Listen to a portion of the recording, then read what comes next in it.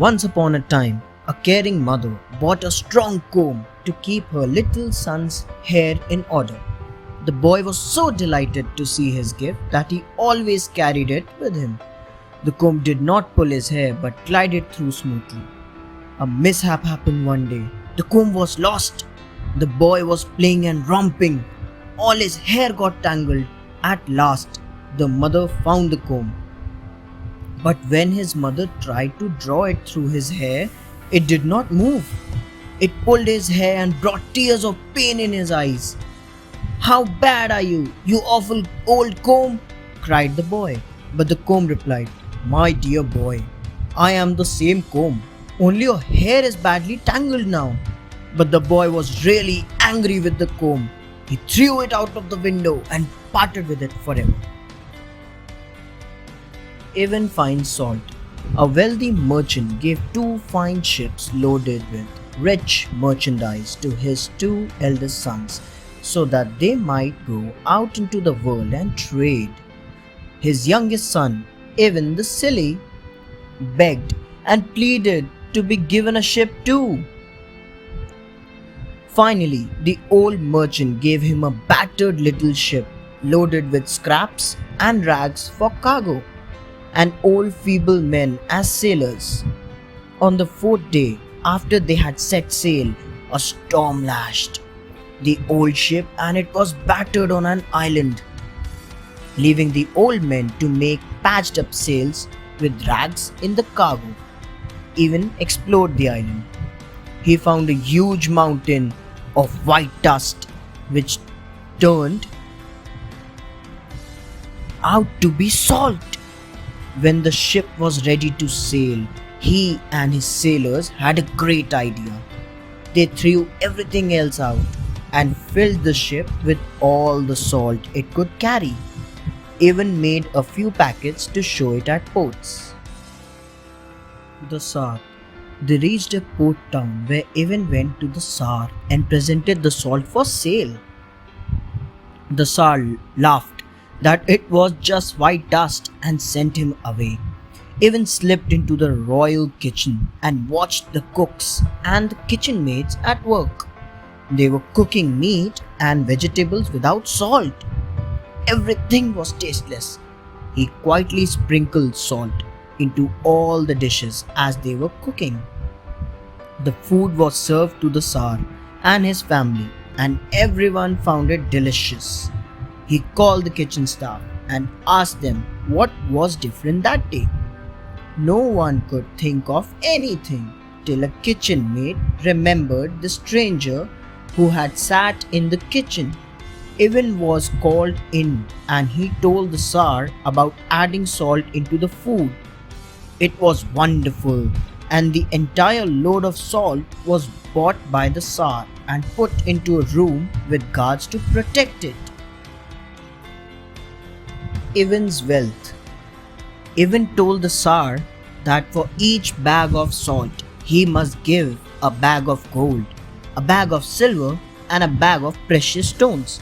The Tsar gave all he wanted, and soon the old ship was loaded with gold, silver, and gems. The princess was curious about the ship, which looked old and had sails patched with bits of silk and brocade and colored cloths.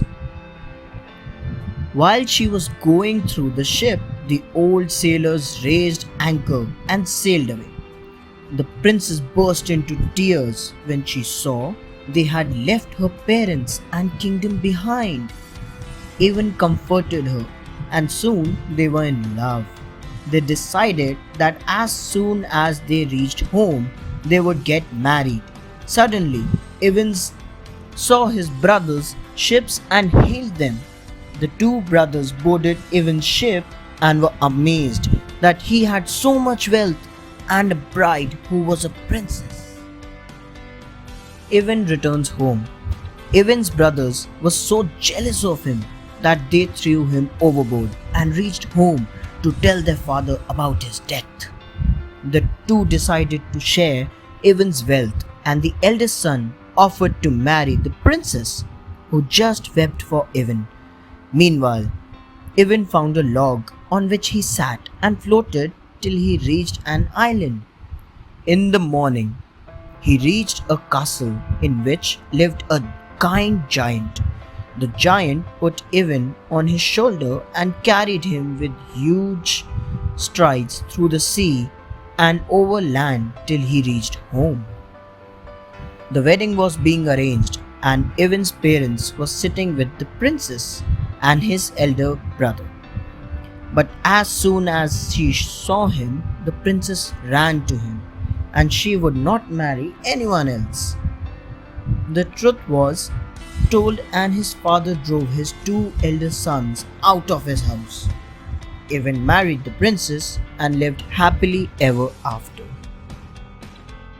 The silver saucer and the glass apple. An old merchant had 3 daughters. The 2 elder ones were greedy and lazy, but the youngest was good and wise. The elder girls called her stupid. The merchant was going to a fair and asked his daughters what they wanted. The eldest wanted a necklace, and the second one a golden dress. The youngest asked him for a silver saucer and a glass apple. He returned with all the gifts, and the elder girls wore the necklace and the gown. Lily, the youngest, placed the apple in the saucer and spun it. Her sister mocked her, but she was delighted to see a faraway places and people in the spinning apple. The 2 elder sisters were so jealous that they hatched an evil plot to get the saucer and apple from her. "Stupid! We have to pick berries in the forest," they said one morning. "Come along." The girl went with them, wondering why they were carrying an axe. The wicked sisters. At the end of the day, her basket was full, but they had very few berries in their baskets. They asked her to give them the saucer and the apple. "But I haven't brought them here," she said. This made them so angry that they killed her with the axe. They buried her under a birch tree and ran home crying to tell their father that their little sister was lost. The old merchant wept and said he would keep the saucer and the apple in her memory. A shepherd came to the forest one day and found the birch tree with a mound near it and covered with beautiful flowers and a reed growing out of it. He cut the reed and made the flute. As he put it to his lips and was about to play, it began to sing, "Dear little Pike, go tell my father, all for the sake of a silver saucer and a glass apple, I was killed." The kind Tsar, the shepherd, ran through the village with the flute singing its sad song. The merchant heard it and recognized the mention of the saucer and the apple. He asked the shepherd about his flute and went there with him. The merchant and the shepherd dug up the mound and found his daughter inside it, looking as if she were asleep.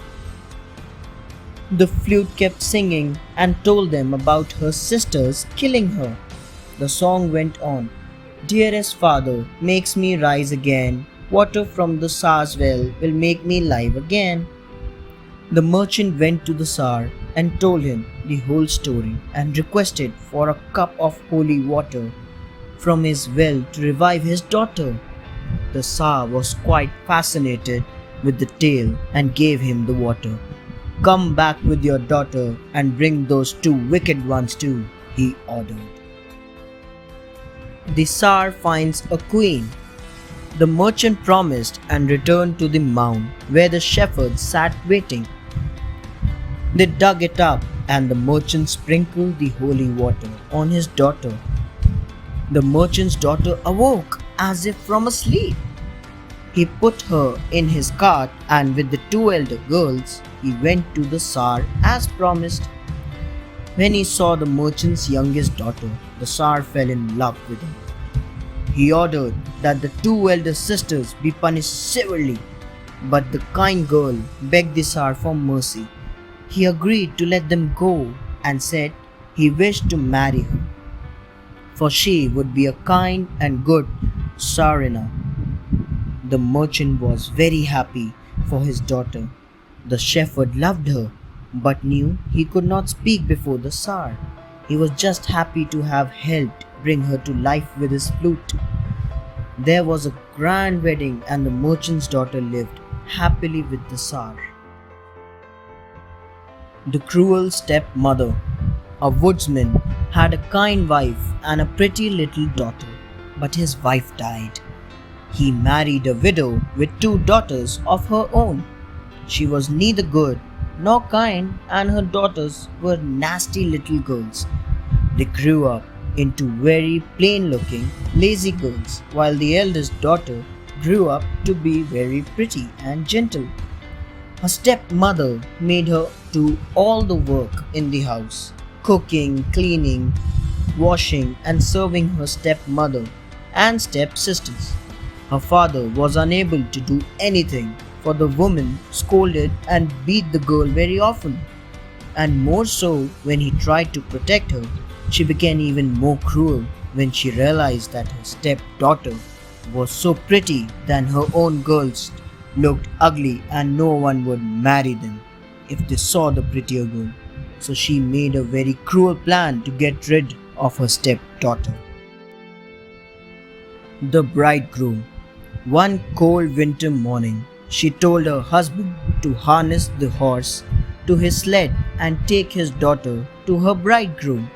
She told her stepdaughter to pack her a few belongings and go with her father, for she had found a good husband for her, and she was to meet him. Glad to escape from her stepmother, finally the girl got into the sled with her father. Take her deep into the forest where the pines and firs are covered with snow, said the woman. Leave her there, for she is to marry Frost. Her husband protested, but she yelled at him to go. The poor girl wept all the way. They reached a forest clearing where the frost lay heavily around them. It crackled and froze the limbs. The girl had put on her best dress and a threadbare sheepskin coat. Her father put her down under a fir tree and drove away. Frost's gifts. The girl sat under the tree, shivering and with her teeth chattering in the cold. Frost was leaping from tree to tree, crackling as he went.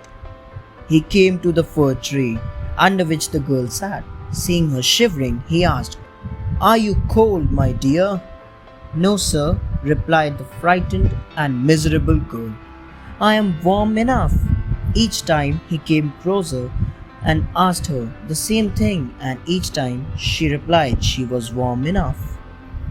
Frost felt great pity for the brave little girl, and leaping down, he covered her with heavy fur coats and made a nest of warm blankets for her to curl into. The next morning, the woman sent her husband to see the girl, sure that she had frozen in the night. But he was amazed to hear the sound of her voice singing happily. She was warmly and richly dressed and had costly presents all around her. The punishment of Frost. When the woodsman reached home with his daughter, richly dressed and carrying all her gifts, her stepmother and stepsisters were shocked. She wanted to know what had happened, and the girl told her all about the generosity and kindness of her bridegroom. They were very jealous of her good fortune. So, the next morning, she made her husband take both her daughters to meet possible bridegrooms in the forest. She gave them food and warm clothes and said they must come back next morning with rich gifts. Grumbling at the cold, the 2 girls went to the forest. The woodsman left them there and returned. The cold was bitter. Frost came to the fir tree and saw the girls quarreling. They pulled each other's hair and tore their clothes. Frost crackled around them, and in the miserable cold, Two girls froze to death. The stepmother never scolded anyone again. Lubim and the Winged Wolf. Sar Elidar and Serena Melitissa had three sons, Aksof, Hut, and Lubim. Aksof and Hut went out to see the world and never returned. Then Lubim set off to search for his brothers. He found a strong horse and a sword in his father's house. He reached a point where three roads. The sign said one road would starve him, another would starve his horse, while on the third he would have to face the winged wolf. He chose the third path and the winged wolf attacked him. They fought a fierce battle in which the wolf was defeated. He offered to help and serve Lubim, who told him about his search for his brothers. The wolf said, "They have been killed and we need the water of life to bring them to life." The water of life could be obtained only after they had won the beautiful princess. The waters of life and death. The wolf told Lubim that the princess' palace was guarded by a high wall with many bells on it. It was very difficult to go over it without the bells ringing out and raising the guards. So, he said Lubim should leave his horse and the winged wolf would transform himself into a horse to take him over the wall. Lubim agreed and soon they flew over the wall into the princess's palace. "When you see her, you will love her," said the wolf, "but first get the water of life and the water of death in these two flagons. We'll need both to fight her army and to revive your brothers."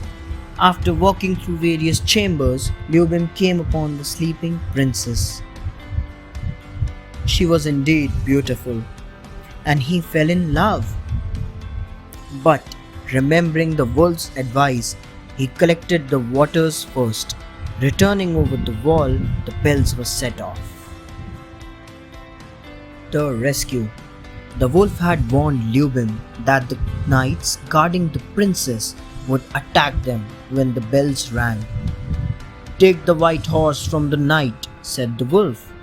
As the knights attacked, Lubim and the wolf fought them, and Lubim defeated the knight on the white horse and took it.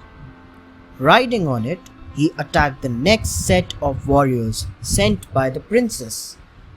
When they were defeated too, the wolf told Lubim that the princess would now agree to marry him. And that was exactly what happened.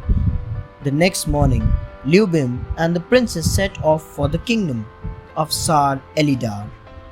On their way back home, Lubim found his dead brother's bones in a forest. He sprinkled them with the waters of death and life, and they woke up as if from a sleep.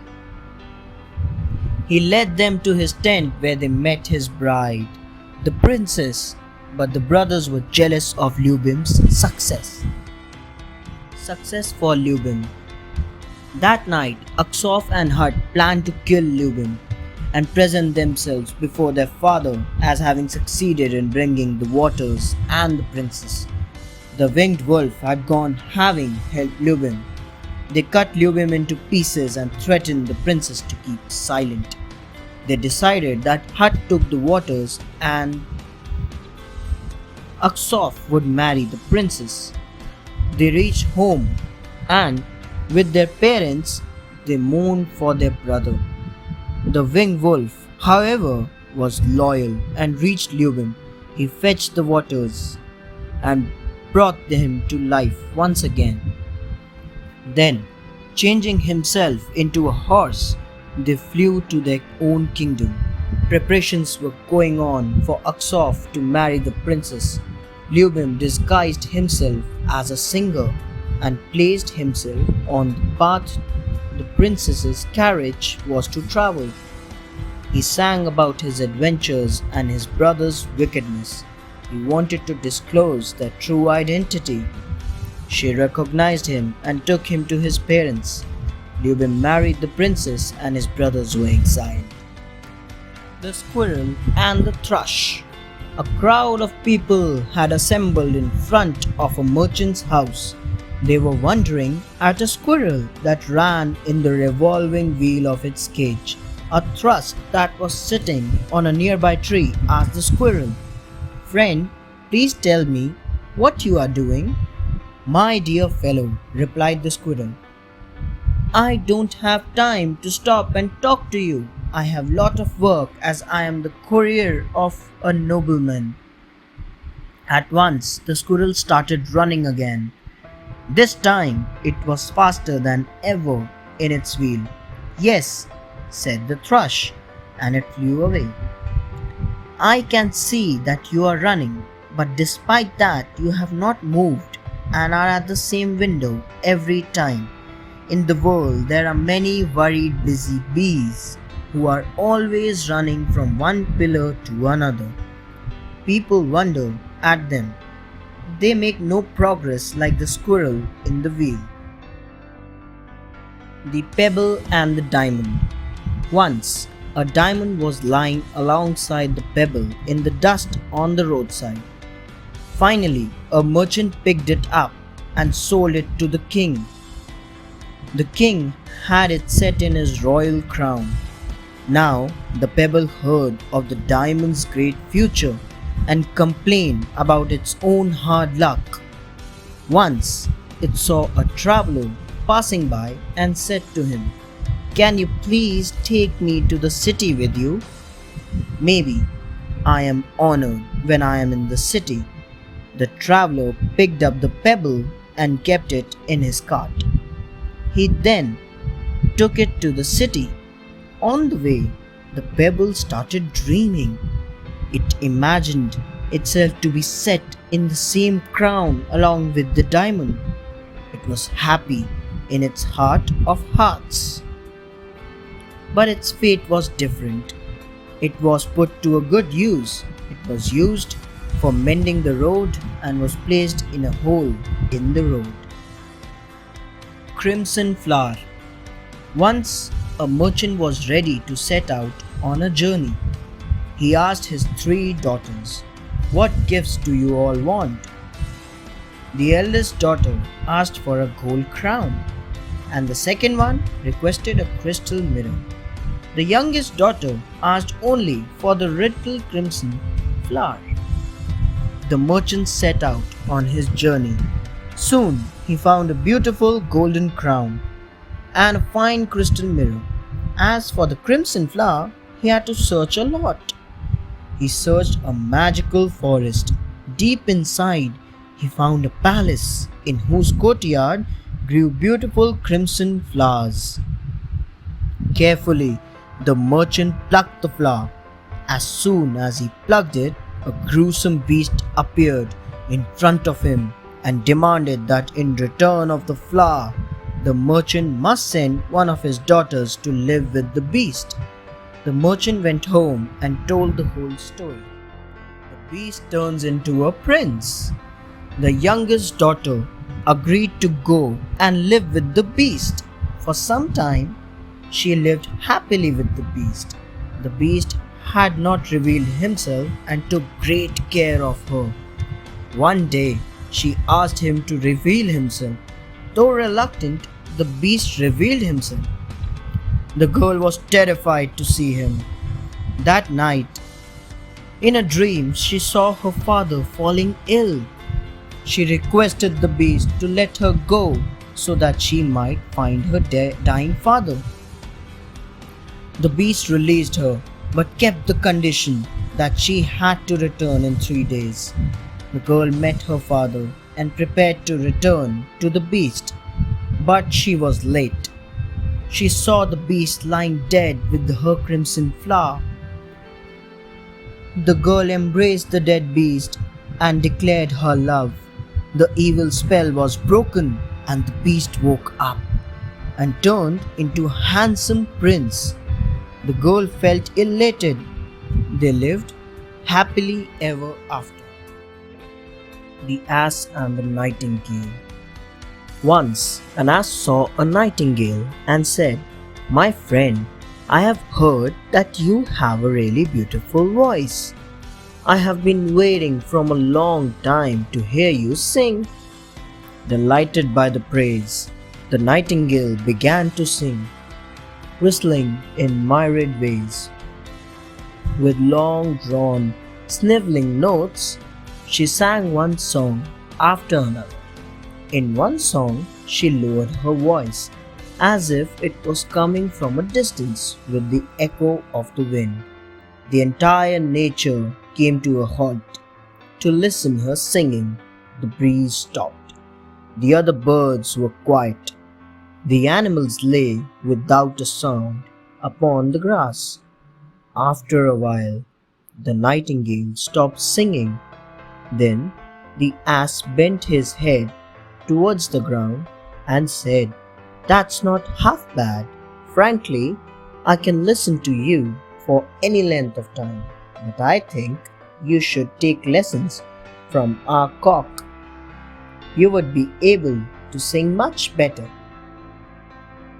Trishkars Kaftan. Trishka was a Russian peasant. One day, he noticed that his kaftan, or long-skirted gown, was torn at the elbows. It was simple, he thought. He cut off a quarter of each sleeve and patched it on the elbows. The elbows looked fine now, but his arms had lost a quarter of their length. Everyone looked at him and laughed. So Trishka said to himself, "I am not a fool and I can make everything right again. All I need to do is to make the sleeves as long as they were before." Oh, Trishka is a genius. So Trishka cut off the skirts of his kaftan. He then used them to lengthen his sleeves. Trishka was delighted, but now his kaftan looked like a waistcoat. There are so many people in the world whose life is like Trishkar's kaftan. In the hope of getting out of debt, they borrow from Peter to pay Paul. 3 Wonderful Beggars. Mark was a rich merchant. One night, 3 beggars came to his house. They asked to stay at his house for the night. Mark was reluctant, but his daughter, Anastasia, requested him to let them stay. They slept in a loft. Anastasia overheard the beggars talking of the 7th son born to peasant Ivan. They decided to name him Vasily. They would also give him all Mark's property. Anastasia told Mark everything. The next morning, Mark went to next village and took the boy from Ivan, saying that Ivan was poor and won't be able to raise him properly. He threw the baby over a cliff. Some merchants were passing by and heard the baby crying. They picked him up and handed over to Mark at night. Mark put the child in a barrel and threw him into the sea. The monks found the baby and decided to bring him up. The boy lived with the monks and grew up to be a handsome young man. One day, in the course of his journey, Mark reached the monastery. Vasily meets the beggars.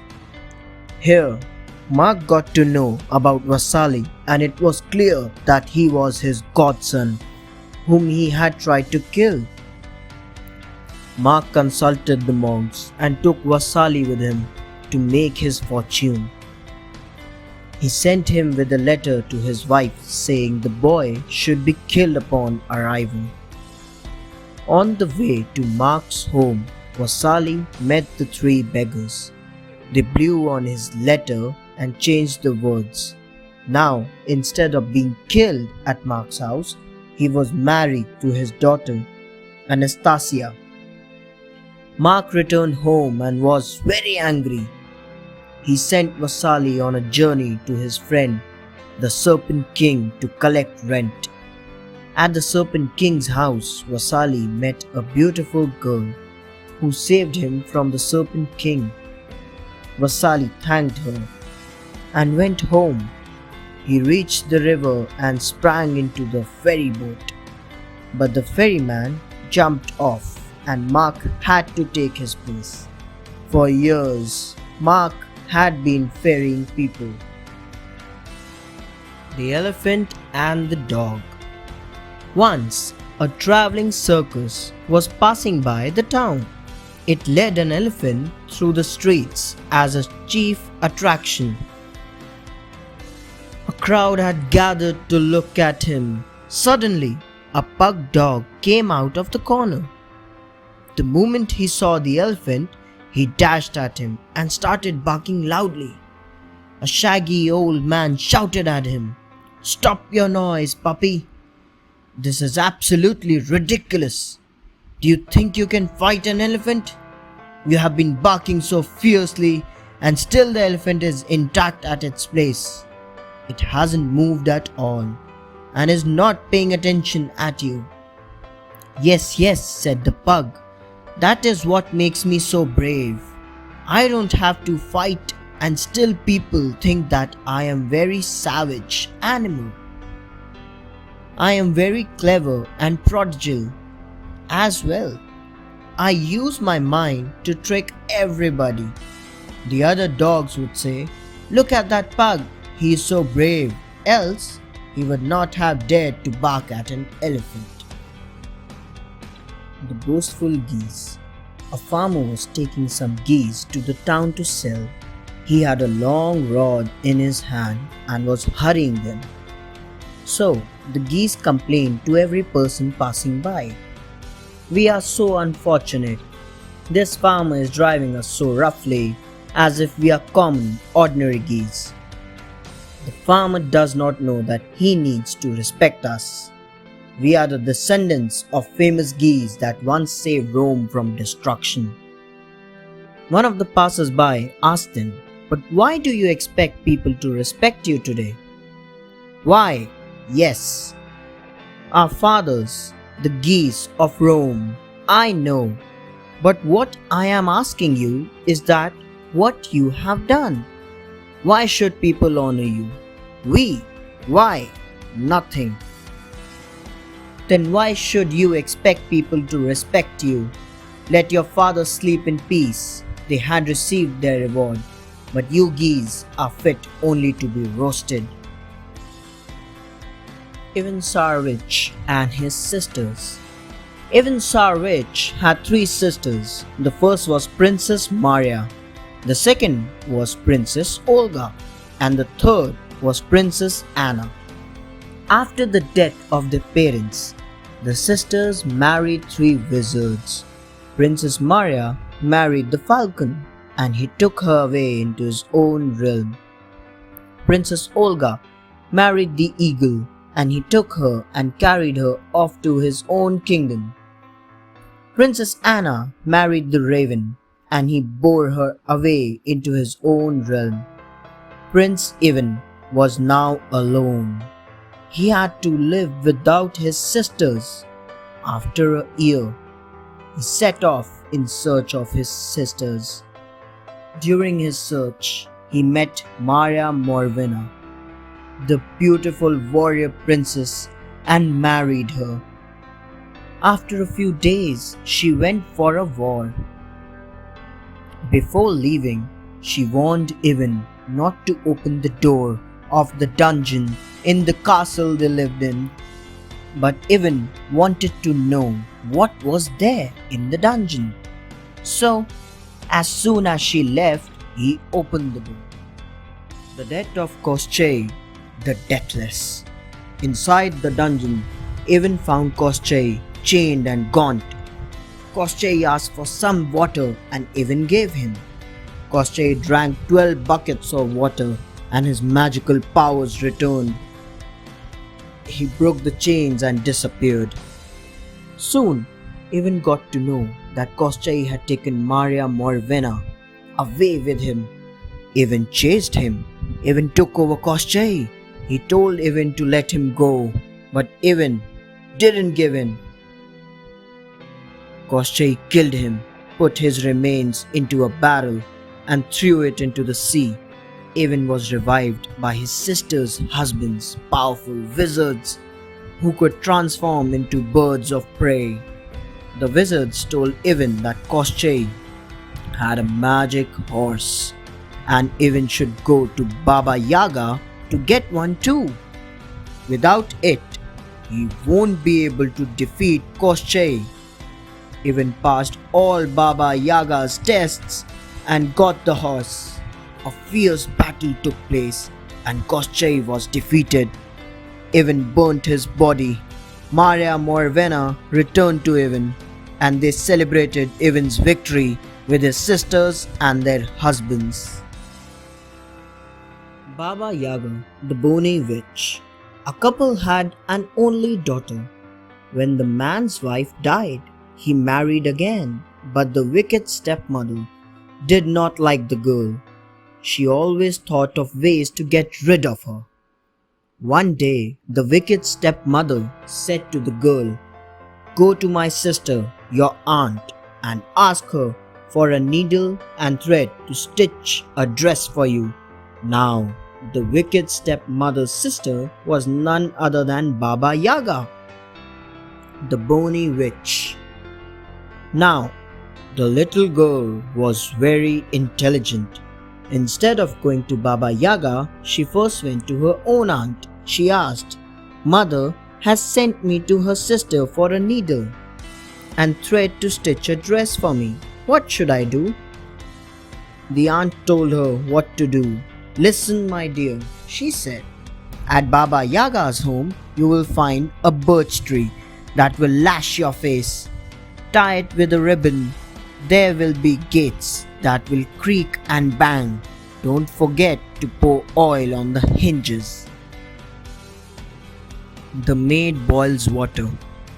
The girl's aunt continued, "There will be dogs that will try to rip you apart. Throw them fresh rolls.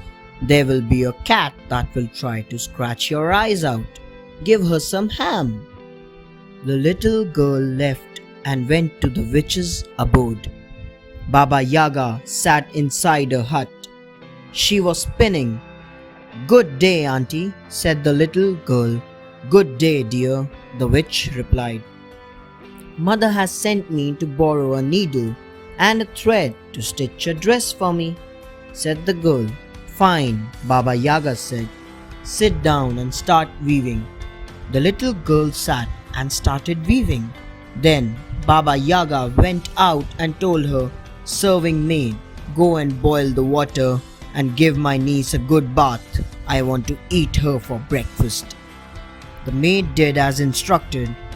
The little girl sat there in terror. The cat helps the little girl.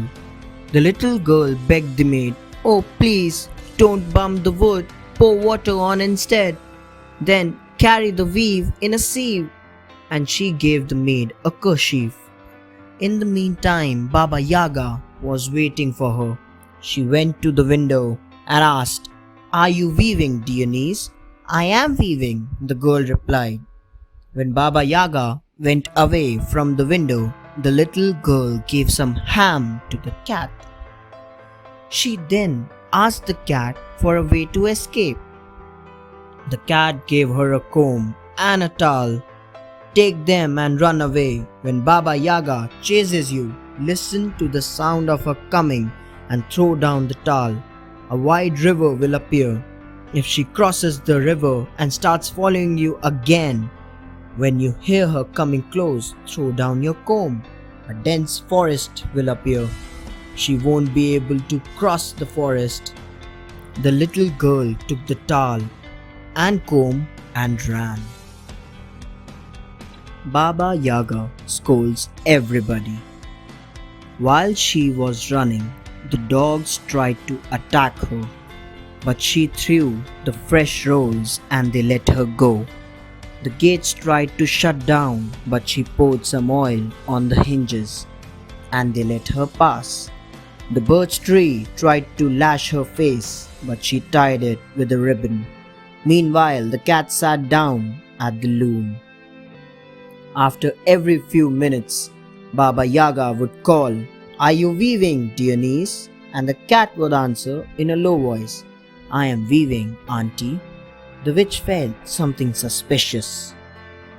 She rushed into the hut and saw that the girl had ran away. The witch started thrashing the cat and scolded her for not scratching out the girl's eyes. Baba Yaga then thrashed and scolded all the dogs, the gates, the birch tree, and the serving maid. Everyone said to her, "We have served you for years, still you never gave us anything."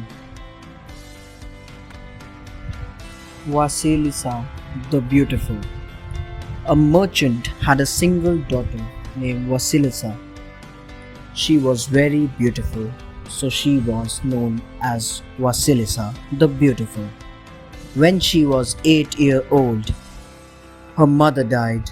Before dying, Vasilisa's mother gave her a tiny wooden doll. She instructed Vasilisa to give the doll a little to eat and a little to drink if she was in need. The doll would then help her. As soon as her mother died, Vasilisa gave the doll a little to drink and a little to eat, and it comforted her. After some time, her father married again. Vasilisa now had 2 step-sisters. The stepmother was very cruel to her, but the doll helped Vasilisa perform all the tasks that her stepmother imposed on her. One day, the merchant had to go to another town. His wife sold the house and all of them had to move in a gloomy hut by the forest. The stepmother. One day, the stepmother gave each of the girls a task and put out all the fires except a single candle. Her elder daughter then put out the candle. Then they asked Vasilisa to go and fetch light from Baba Yaga's hut. Vasilisa asked her doll, and the doll advised her to go.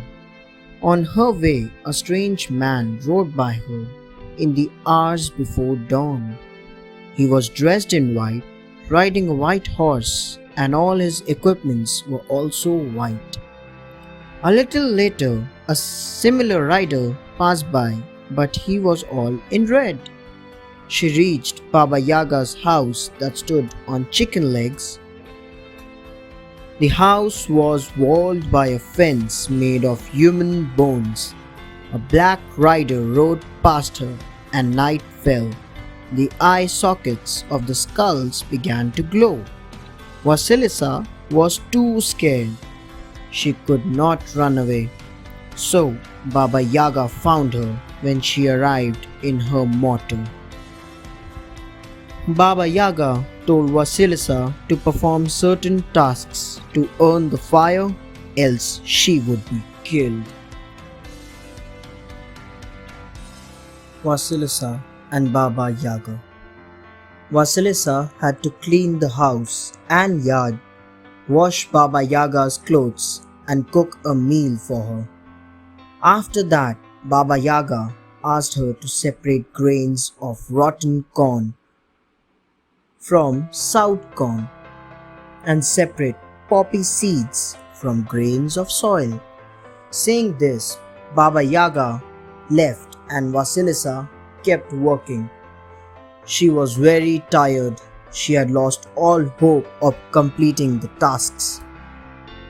At that very moment, the doll whispered that she would complete the tasks and that the girl should sleep.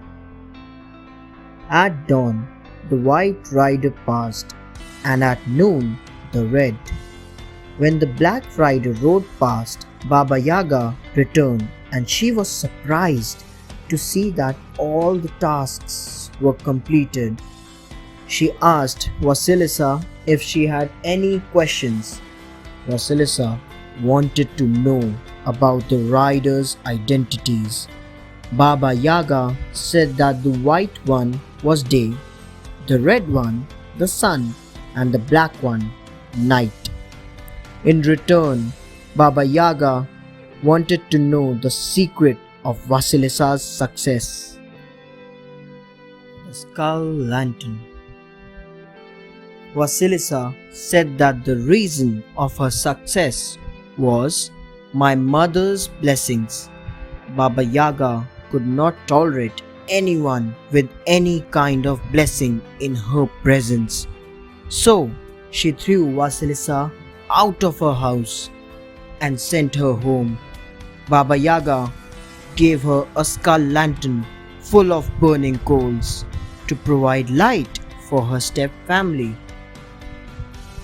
When she returned home, Vasilisa found that after she had left the hut, her step family had been unable to light any candle or fire in their home. The lamps and the candles could not be brought from outside as well. All of them were snuffed the moment they were carried over the threshold. The coals of the skull lantern burned Vasilisa's stepmother and stepsisters to ashes. Vasilisa then buried the skull so that no one else might be harmed by it. Later, Vasilisa became an assistant to a clothmaker in Russia's capital city. She became so skilled at her work that the Tsar himself noticed her skull and later married her. The Tsar and his sons. Once a Tsar had 3 sons. The Tsar wanted all of them to get married. He told them, each of you has to shoot an arrow into the air as far as you can. Then you will have to marry the girl living at the place where your arrow lands. As told by their father, the 3 sons shot their arrows. The arrow of the eldest son landed in the courtyard of a noble man. The arrow of the middle son fell into a merchant's yard. The arrow of Prince Ivan, the youngest son, fell into a swamp. When he went to the swamp, he found a frog holding the arrow in its mouth. All of them married their brides. Prince Ivan was very sad as he had to marry a frog. One day, the Tsar called his 3 sons and said, I want each of your wives to sew me a shirt by tomorrow morning. The first 2 sons went off to tell their wives. The Frog Princess. Feeling sad, Prince Ivan went home. His frog wife asked him why he was sad. He replied, My father wants you to sew him a beautiful shirt by tomorrow. The frog wife asked him not to worry. That night, when everyone was asleep, the frog turned into a beautiful princess named Vasilisa the Wise. She clapped her hands and her maids appeared. They sewed a shirt.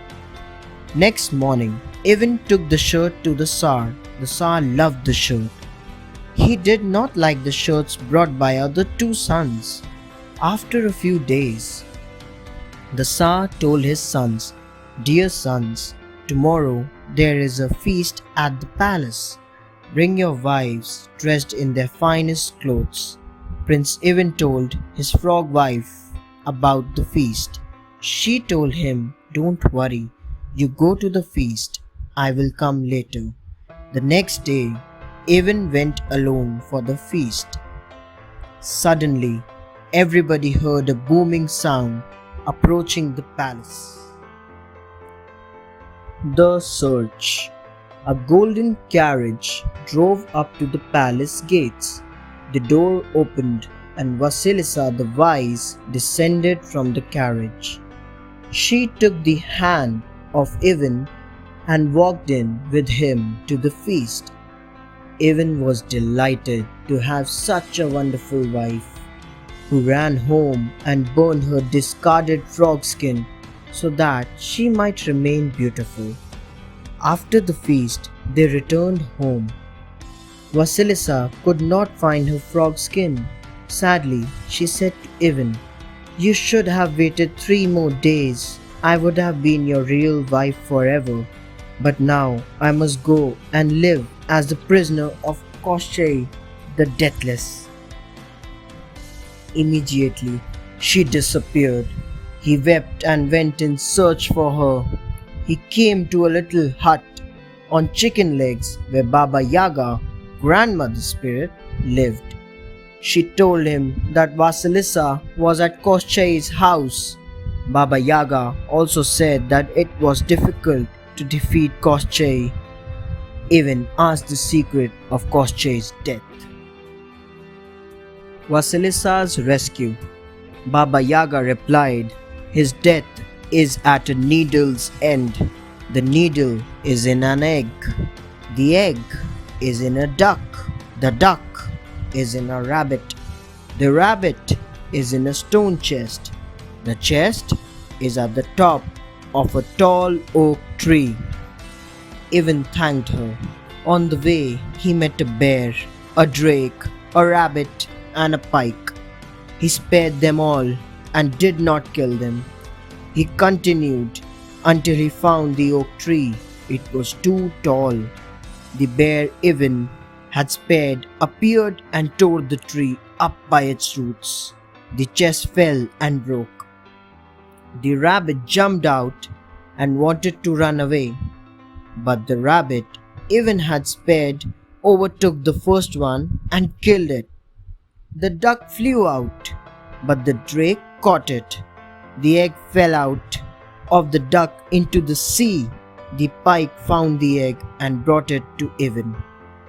He opened the egg, broke off the point of the needle, and Costay at once died.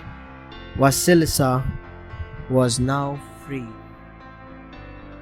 The Pike and the Cat. Once upon a time, there was a proud young pike. One day, it so happened that the foolish pike decided to leave his home in the water and live like the cat.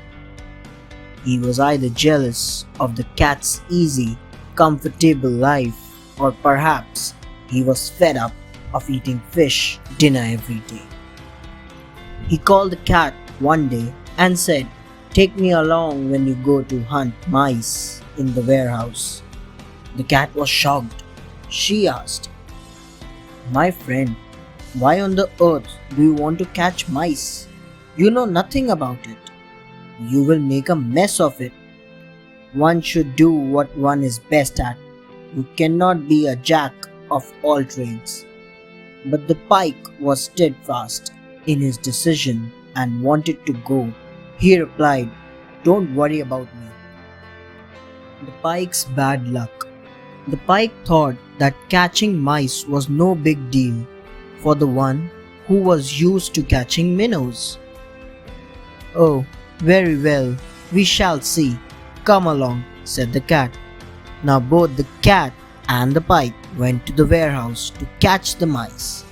They lay and waited for the mice. They sat in front of different mouse holes. The cat's luck was good. She enjoyed a great mouse dinner. Then she went to see what pike her friend had got. The cat was shocked. The poor pike lay flat on the wareroom floor. He was weakly gasping for breath. His tail was half nibbled away by the mice. The cat felt pity for him. She thought that the pike undertook a task that was beyond his strength, so she dragged the half-dead pike to the pond and flung him into the water. The Riddle. Once, a peasant was sowing seeds in a field. The king came riding along and asked the peasant, "How much do you own from this field?" The peasant replied, "Some 80 rubles if the harvest is good." The king then asked him what he did with the money. The peasant said, "I give 20 rubles in taxes, 20 to repay a debt, 20 as a loan, and throw 20 out of the window." The king asked him to explain. Supporting my father is repaying a debt. Sustaining my son is giving a loan, and keeping my daughter is throwing money out of the window." "Well said," exclaimed the king, and he gave the peasant a handful of silver. He ordered the peasant not to tell about this conversation to anyone without his approval. On reaching his palace, the king called together his generals. "Solve this riddle," he said. "I saw a peasant. I asked him how much he earns and how he spends it. The men replied that he got 80 rubles." The king's approval. The king continued. He gave 20 in taxes, 20 to repay a debt, 20 as a loan, and threw 20 out of the window. "Whoever solves the riddle will be richly rewarded." The generals could not find the answer. Then one of the generals went to the peasant, offered him money, and asked him how to solve the king's riddle. The peasant was tempted by the money and told the general everything. The general returned to the king and gave the answer to his riddle. The king was angry that the peasant had not kept his word and ordered him to be brought.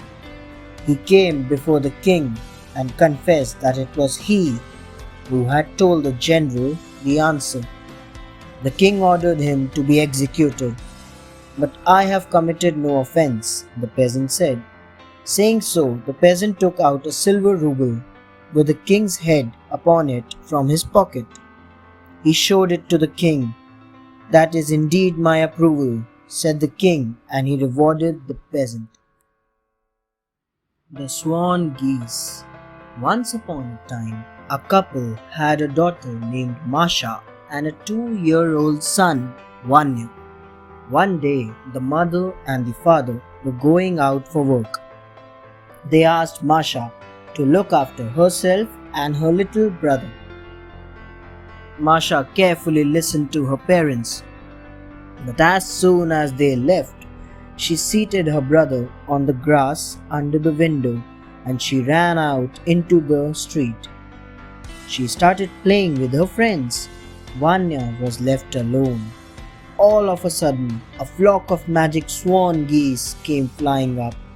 They swept up Vanya and carried him off on their wings towards the forest. After playing with her friends, Masha returned home. Vanya was not there. Scared, she started crying. She looked all around, but he was nowhere to be seen. Now, the swan geese were considered to be wicked birds who did much evil and stole little children. The search for Vanya begins. Masha saw a flock of geese flying towards the forest. She realized that they were magic swan geese and they took Vanya away. She decided to rescue Vanya and so stated the following swan geese. But soon they were out of sight. Masha came up to a large brick oven. She asked, "Please own, tell me where the swan geese have flown. Eat my rye pies and then I will tell you," replied the oven. To that, Masha replied, "I don't eat rye pies." The oven kept quiet and so Masha ran on. She now reached a tall apple tree. "Apple tree, tell me where the swan geese are flying to," she asked. "Eat my wild apple and I will tell you," answered the tree. "No, I won't. I eat apples with honey." She ran and came to a milky river with jelly banks. "Please, milky river, tell me where the swan geese are flying to," asked Masha. "Eat my jelly with milk and then only I will tell you," the river answered. Masha refused and ran away. Masha and Baba Yaga. Masha looked around but could not see anything. Finally, she came upon a little cottage with chicken legs. The cottage was spinning around. Inside the cottage sat Baba Yaga. the witch. Her face was wrinkled and covered with moles. On her shoulder, an owl was sitting. On a bench beside her, she saw Vania sitting and playing with juicy apples.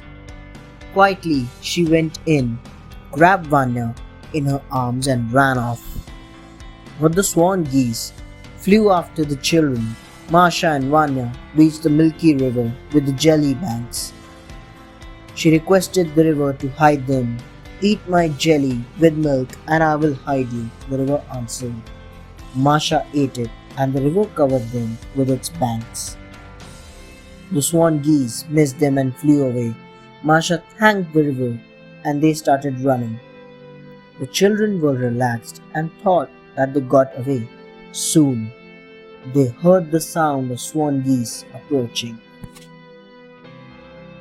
Masha asks for help.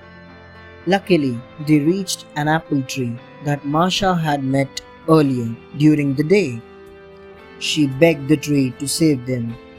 "Eat my wild apple and I will save you," the tree answered. She quickly chewed up an apple. The tree hid Masha and Vania under its leafy branches. The swan geese could not see them and flew by. Masha picked up Vania and started running. Soon, they again heard the sound of magic swan geese. Luckily, there was the oven right in front of her. "Please, oven, hide me," she begged. "Eat my rye pies and get inside," the oven answered. Masha gobbled up the rye pie and jumped into the oven with Vania. The geese flew by. The children started running and were just a little distance away from their home when they saw the swan geese approaching yet again. They rushed towards the home, went in and closed the door. They were safe. Soon the parents came back home with gifts for both Masha and Vania. Right and wrong. Once upon a time, there were two peasants, Ivan and Norm. Together, they decided to go to another village and look for work. They kept traveling and finally came to a well-off village. They were hired by different masters. After working for a week, they met on Sunday. "My dear friend, how much have you earned?" asked Ivan. "The Lord has given me 5 rubles," replied Norm. Ivan laughed and said, "The Lord, He won't give you even a farthing. You have to earn it for yourself." "No, you are wrong, dear friend. Without the Lord's help, you cannot do anything, not even earn a farthing," said Norm. They began to argue and finally took the decision. "We will both walk along the road. The first person we meet, we will ask him who is right. The one who loses will have to give all the money he has earned to the other one." So they went off. Norm loses his arm. After walking a few steps, they met an evil spirit in human guise. They asked him whether people earn for themselves or the Lord gives them. He replied, "What you earn yourself. It's not good to rely on the Lord." So Norm gave all his money to Ivan and went back to his master empty-handed. Another week passed. The next Sunday, Ivan and Norm met again. They argued over the same topic. Norm said, "Though you took all my money last week, the Lord has given me more." "Well," said Ivan, "if you still think that the Lord gave the money to you, let's ask the first person we meet again who is right.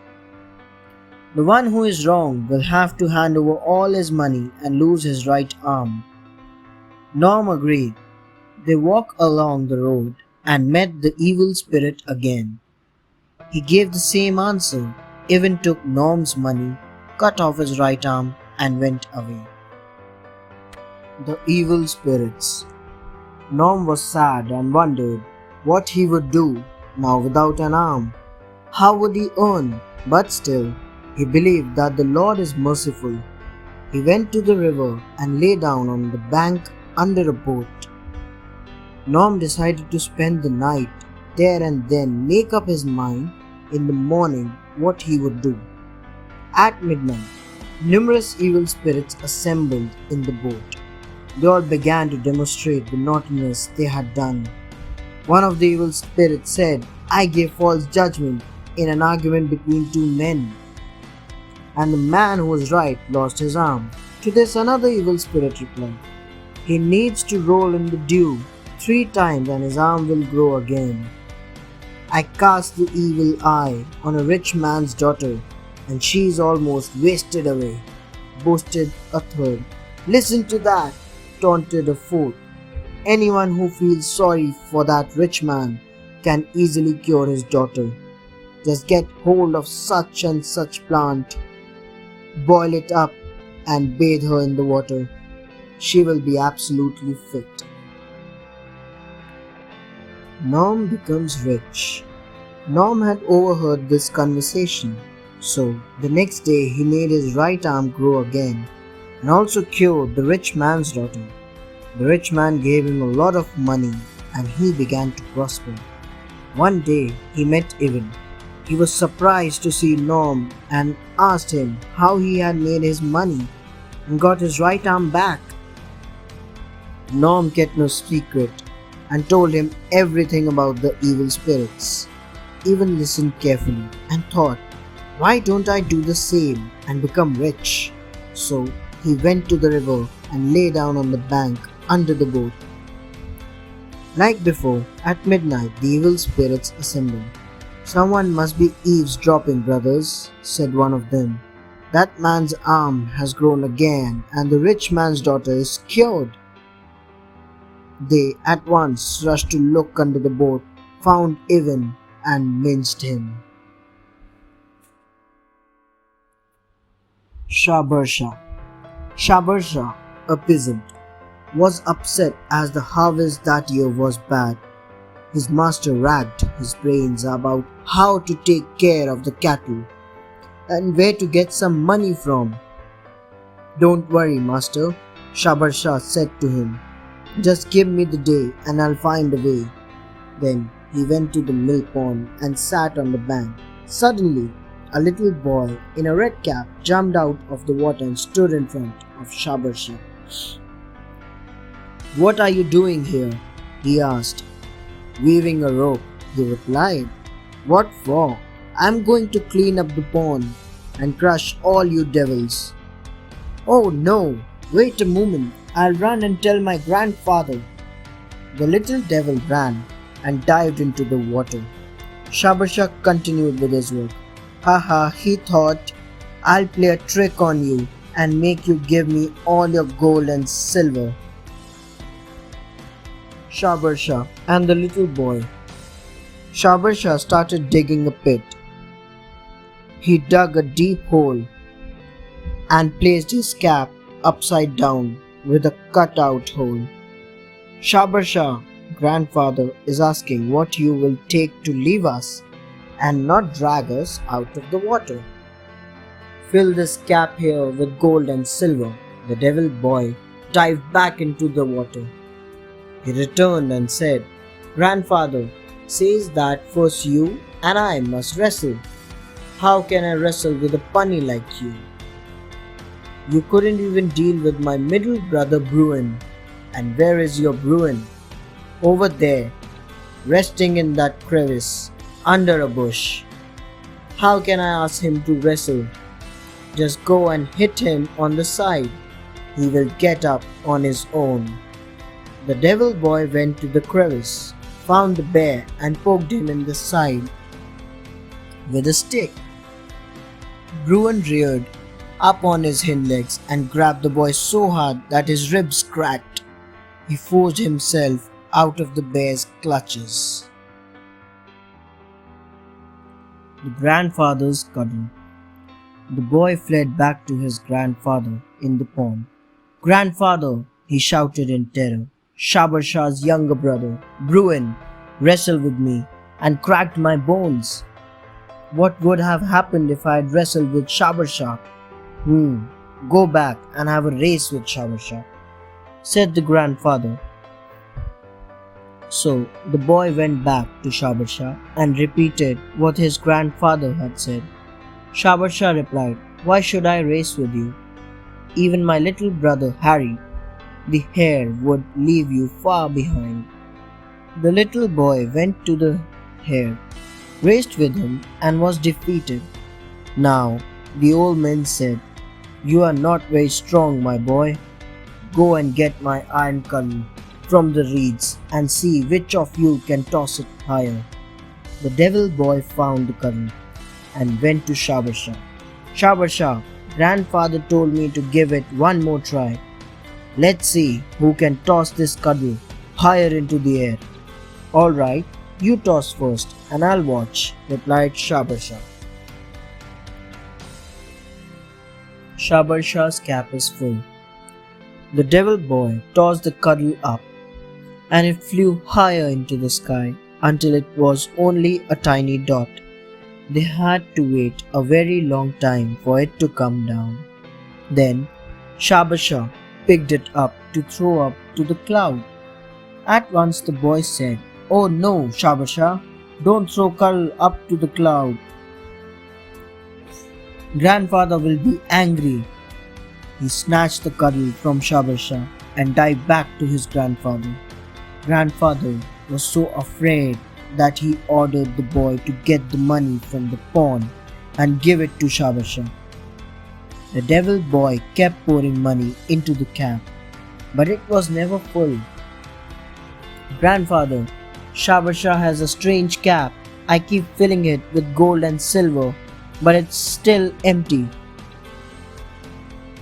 Finally, he took his grandfather's last chest of treasure and poured all the gold and silver coins into Shabarsha's cap. It was now full to the brim. The horse, the tablecloth, and the horn. Once upon a time, there was an old woman. Her son was a fool. One day, the fool found 3 peas. He picked them up and planted them outside the village. When the shoots came up, he began to guard them. One day, he saw a crane pecking at them. The fool quietly went and caught the crane. "Aha!" he said. "I'm going to kill you." The crane begged him to release her. In return, she would give him a present. The fool agreed. The crane gave him a horse and said, "When you want some money, say go to the horse, and when you have enough, stay stopped." The fool took the horse, climbed on it, and said go. The horse dissolved into a pile of silver. The fool started laughing and then said stop. The silver was transformed back into the horse. The fool said goodbye to the crane and led the horse home. At home, he strictly told her mother, "Don't say go, only say stop," he said, and left. The fool's mother was confused. The fool's mother was confused as to why he said those words. She thought, "What if I do say go?" And she said it. The horse turned into silver. Her eyes sparkled, and she quickly started collecting the money in a box. When she had enough, she said stop. In the meantime, the fool again found the crane pecking his peas, caught it and threatened to kill it. This time, the crane gave him a tablecloth. The crane said, "When you are hungry and want to eat, say unfold, and when you have eaten, say fold up." The fool at once tried it out. "Unfold," he said, and the tablecloth unfolded. He ate and drank and ordered, "Fold up," and the tablecloth folded itself up. He took it home. "Don't say unfold to the tablecloth, only say fold up." His mother did the same with the tablecloth as with the horse. She said unfold.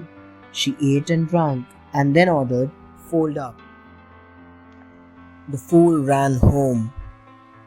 The fool again caught the crane, who gave him a horn. As she flew into the air, she said, "Say, out of the horn." Unfortunately, the fool said those words, and two young men with cuddles leapt out of the horn and started beating the fool.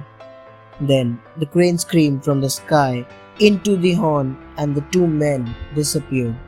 The fool went home with the horn and said to his mother, "Don't say out of the horn, say into the horn instead." The moment the fool left, his mother locked the door and said, "Out of the horn." Immediately, the two young men with cuddles jumped out of the horn and started beating the old woman. Hearing her scream, the fool ran home, but the door was locked. He shouted, "Into the horn." When the old woman had recovered, she opened the door, and the fool came in. The fool said, "Serve you right, mother. I told you not to say that." The fool and his mother lived happily. The fool decided to give a feast and invited all the lords and the ladies and the noblemen. When they had arrived and seated themselves, he led the horse and said, "Go." The horse turned into silver. The guests were stunned and started stealing the silver and hiding them in their pockets. Then the fool said, "Stop," and the horse reappeared. Now it was time to feed the guests, and so the fool took out the tablecloth. He said, "Unfold." It unfolded, and food and drink appeared on it. The guests began to eat, drink, and make merry. When all the guests had eaten, the fool said, "Fold up," and the tablecloth folded up. Now he brought out the horn. The guests shouted, "Out of the horn!" The two young men leapt out and began to beat them until they returned the money they had stolen and ran off. And the fool and his mother lived happily ever after. The Miser. Once upon a time, there was a rich merchant named Marco.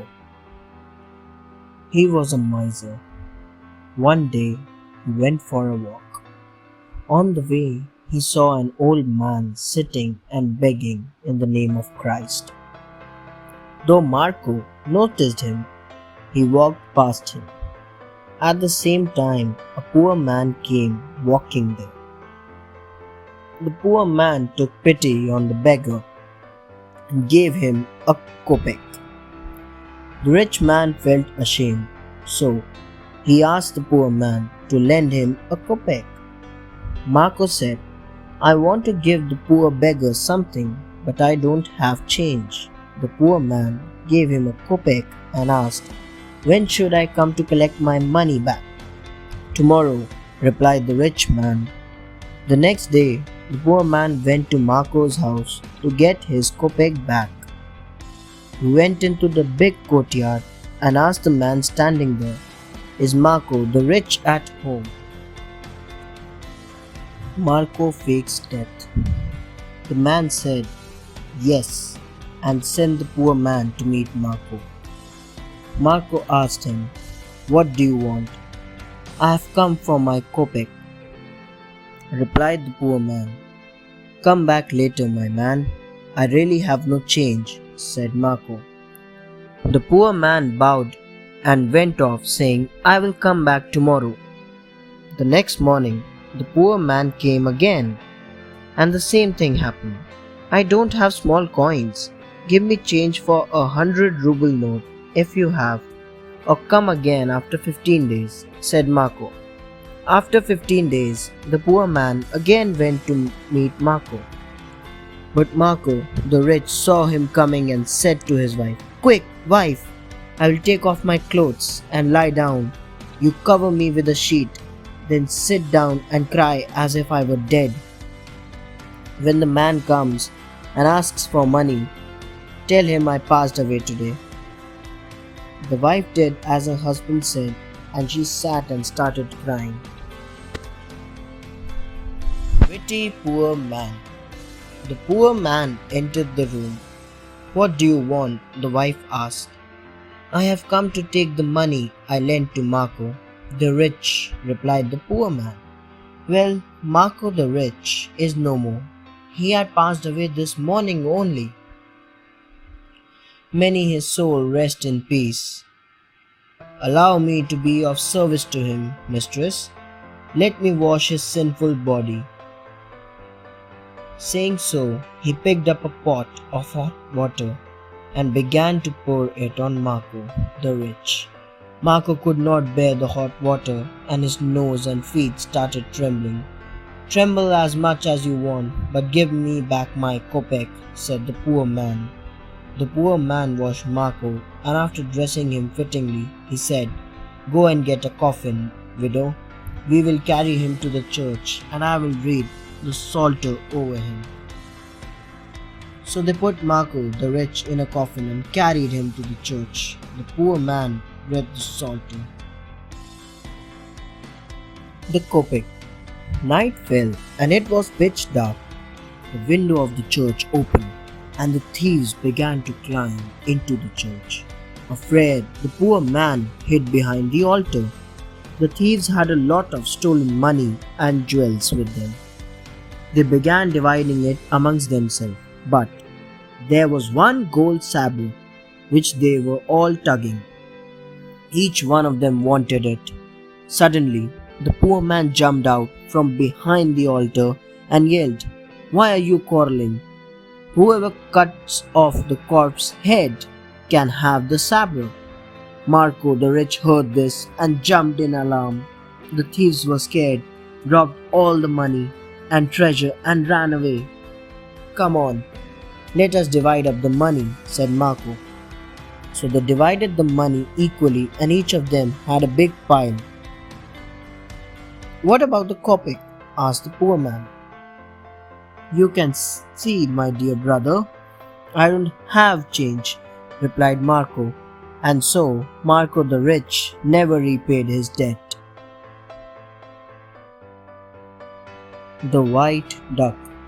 Once a prince married a beautiful princess, but soon had to leave for a long journey. The prince asked her not to leave her chamber and to avoid wicked people. The princess promised to do so, and as soon as the prince left, she locked herself in her chamber. One day, a woman, who was in reality a witch, lured her into the garden. The witch then made the princess step into the pool and turned her into a white duck. The witch then took the princess' shape, wore her clothes, and waited for the prince.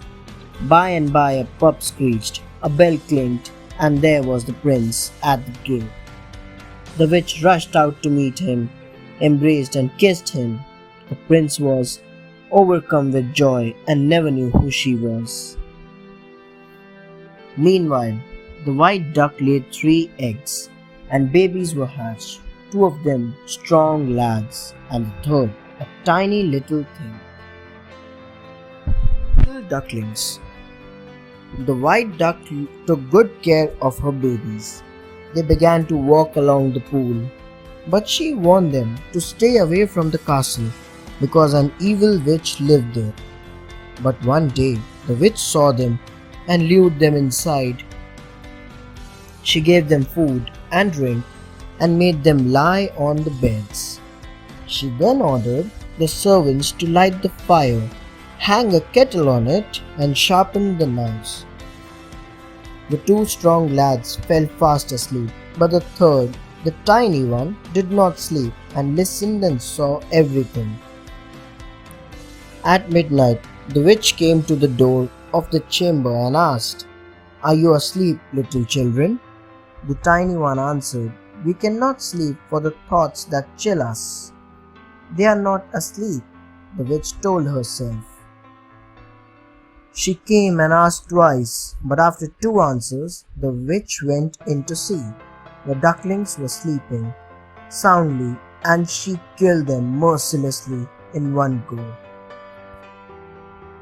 The truth revealed.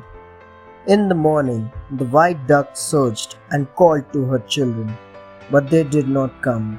she felt that evil had befallen them.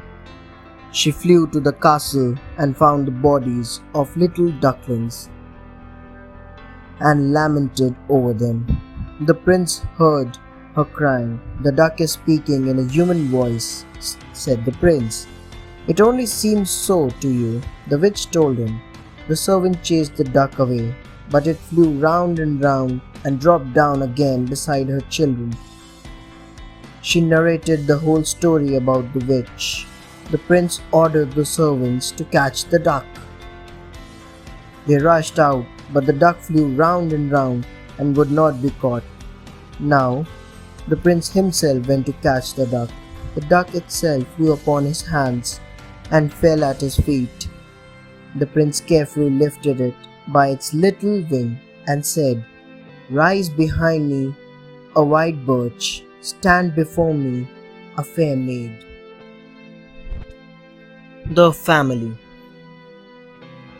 The white duck turned into a beautiful lady, and she was none other than her wife, the real princess. The prince and the princess then caught a magpie and tied 2 files to its wings. One was to be filled with the living water and the other with the talking water. The magpie flew and was soon back with the living and the talking water. First, they sprinkled their sons with the living water and they came back to life. Then they sprinkled them with the talking water and they began to talk and laugh. Now, the prince had his whole family with him and they never had a reason to cry and prospered year after year. The evil past never returned in their life and they lived happily as per the prince's command. The witch was tied to a horse's tail and the horse sent across a field. Not a trace of her remained. The princess who never smiled. Once upon a time, there was a princess who never laughed. Throughout her life, she did not even smile. Her father loved her very much and felt very sad to see her like this. He made the announcement that whoever made the princess laugh would marry her. Soon, the palace was filled with the clowns, jugglers, and many other performers. They tried a lot, but none of them could make the princess smile ever. Near the palace lived a man named Jack. Though he was a bit clumsy, he was a simple and an honest person. He was very poor and lived with his mother. One day, Jack's mother told him to go and look for some work. Jack managed to get a job as a helper in an aviary that was near the palace. After the first day of work, the owner of the aviary gave Jack a dozen eggs as his wage. Jack carried the eggs on his arm. Jack and the piglet. Jack was so thrilled that he went home running happily to tell his mother. Unfortunately, in front of the palace, his foot slipped and he fell on the ground. All the eggs broke. The princess, who was standing at the window of the palace, saw everything but didn't even smile. When Jack reached home, his mother told him, "You foolish boy, you should have kept the eggs in your hat. Then they wouldn't have broken." "Next time, I'll do that, mother," Jack promised. The next day, after toiling throughout the day, Jack was given a piglet as his wage for the day. Recalling his mother's words, he put the piglet in his hat and went towards home. But as soon as he reached in front of the palace, the piglet wiggled his way out of the hat and escaped. Jack ran after him with all his might. He fell into a puddle of mud and was covered with mud from head to toe. Jack gets a big fish. This time, the princess was standing at the balcony of the palace and watched Jack. Again, she did not smile. As he went home with the mud dripping from his clothes, his mother scolded him and said, "Oh Jack, what should I do with you? Why didn't you tie a rope to the piglet?" "I will do that next time, mother," Jack said. The next day, Jack worked even harder. This time, the owner gave him a very big fish to take home for dinner. Just as he had promised, Jack tied a rope to the fish and pulled it along the road to his home. The cats of the town smelled the fish and came running. They started nibbling the fish and ate it all up. Jack did not even realize he was in a careful mood. He passed through the palace with only the snipe of the fish tied to the rope. But again, the princess did not even smile. The princess laughs. Jack went home. His mother was again upset and said to him, "Why didn't you carry the fish, foolish boy?" "Next time I will," Jack replied. The next day, Jack worked harder than ever before, and the owner gave him a cow to take home. Remembering the promise that he made to his mother, Jack got under the cow, lifted her on his shoulders, and tried to carry her home. Now, this looked very funny. The princess, who was looking at him, started laughing loudly. She couldn't stop laughing. The king was delighted to see her daughter laughing. The king called Jack and his mother to the palace. There was a big banquet. Jack married the princess and lived in the palace with her. The princess always laughed with him, and they both lived happily ever after. Alyonushka and Ivanushka. In a small Russian village, there lived an old man and an old woman. They had a daughter named Alyonushka and a son named Ivanushka. Soon, the couple died, and Alyonushka and Ivanushka were left all alone in the world. Alyonushka had to go out to work, and Ivanushka went along as he was too young to stay alone at home. One day, when they were coming back home, Ivanushka felt thirsty. "Sister Alyonushka, I am thirsty," he said. Alyonushka asked him to wait until they came to a well. But the day was too hot and they had a long way to go.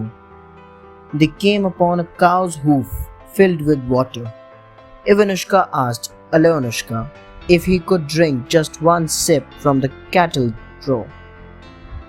"Please do not drink from there, otherwise you will turn into a calf.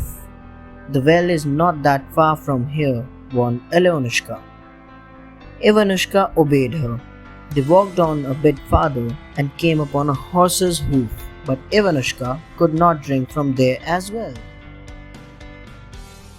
Ivanushka turns into a goat. Alyonushka and Ivanushka kept walking and came upon a goat's hoof filled with water. Ivanushka was exhausted and thirsty. This time, he did not listen to his sister and drank out of a goat's hoof. The moment he finished drinking, he turned into a white baby goat. As soon as Alyonushka saw the young goat, she understood what happened to Ivanushka and she started weeping. She sat on the ground near a stack of hay, and the little white goat happily leaped in play around it. Just then, a merchant chanced to ride nearby and asked her why she was crying. Alyonushka told him his sad story. The merchant fell in love with her and proposed to her for marriage. "Marry me, pretty lady. I will dress you in gold and silver, and the little goat will live with us." Alyonushka agreed to marry him. Both Alyonushka and her young brother moved to the merchant's house and lived in harmony. Alyonushka and the Witch. One day, when the merchant was away from home, an ugly witch appeared. She stood under Alyonushka's window and begged her sweetly to go and bathe in the river with her. Alyonushka followed the witch. The witch attacked Alyonushka, tied a huge rock round her neck, and threw her into the depth of water. Then she put on Alyonushka's clothes and went to her house. No one guessed she was not Alyosha but a witch. Not even the merchant. Only the little goat knew that she was not real Alyosha, but the wicked Baba Yaga. Every evening, he used to run to the lake to call for his sister. When Baba Yaga got to know this, she asked the merchant to kill the goat. She insisted so much that the merchant said, "Alright, you kill him then." In the meantime, the witch ordered the servant to search for the goat and bring it to her. Alyosha is saved. Ivanushka ran to the river and cried, "Alyosha, my dear sister, swim out to me." Alyosha responded from the bottom of the river, "Ivanushka, my dear brother, the heavy stone doesn't let me swim. I can barely breathe." The servant saw Ivanushka on the shore, who was crying by talking to the river, and a human voice answered him. The servant rushed back home and told his master what he had heard and seen. The merchant himself went to the lake to find out the truth. He called some people who went down to the river and, casting a net, dragged Alyosha out onto the bank. He untied the stone which was round her neck, and Alyosha opened her eyes. Ivanushka was happy and delighted. The wicked witch was executed, and the little goat turned back into the young boy Ivanushka. The three of them lived happily throughout the rest of their life. The 12 Dancing Princesses. Once upon a time, there was a king who had 12 beautiful daughters. All of them slept together in one room in 12 beds.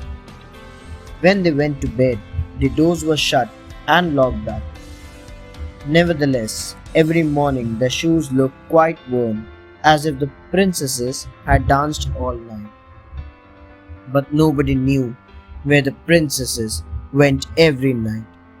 So, the king announced in the entire kingdom, if any person could discover the secret and find out where the princesses danced in the night, I will get him married to the princess of his own choice.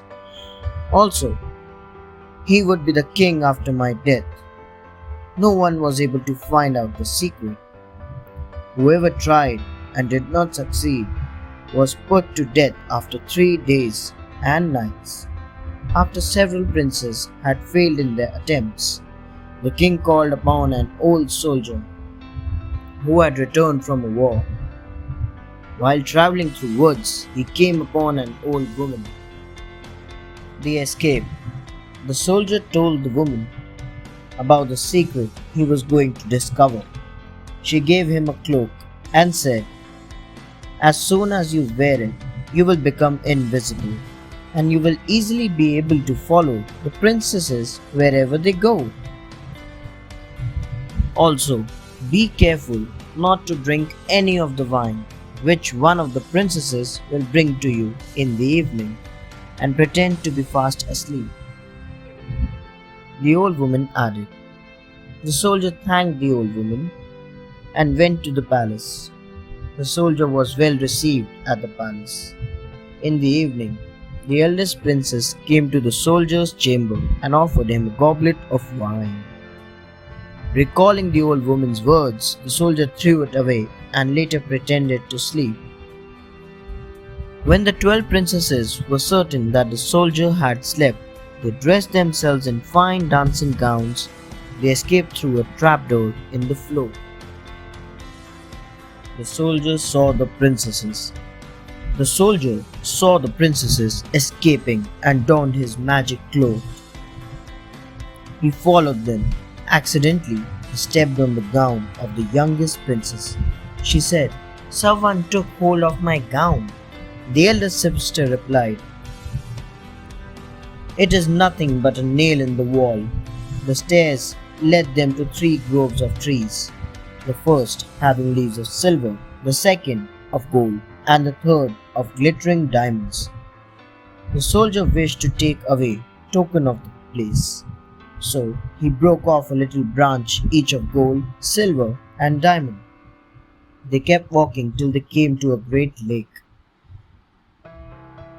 There were 12 little boats and 12 princes in them, waiting for the princesses. Each princess got into one boat, and the soldier stepped into the same boat with the youngest princess. The prince felt that the boat was heavy and was not rowing fast. He did not know that the soldier was also sitting in the boat. The secret revealed. On the other side of the lake stood a castle, into which all the princesses went with their princes and danced. The 12 princesses danced till morning, till their shoes were worn out. Then they left, and the princess rowed them back over the lake. On the second and third nights also, this strange adventure happened, as before. On the third night, the soldier took away a golden cup as a token of that place. Soon it was time to declare the secret of the princesses. The soldier was brought before the king with the 3 branches and the golden cup. He told the king what he saw. The king called the 12 princesses and asked if what the soldier said was true. They confessed it all. The soldier chose the eldest princess as his wife, for he was not a very young man. He was also made the king's heir. Evan and the Firebird. Once there lived a mighty Tsar named Vasily, who had a magnificent orchard, of which he was very proud. But every night a firebird came to his favorite apple tree and stole away golden apples. Feeling upset, he called his 3 sons to help. The Tsar said, "Whoever catches this firebird, I will give him half of my kingdom now, and the other half when I die."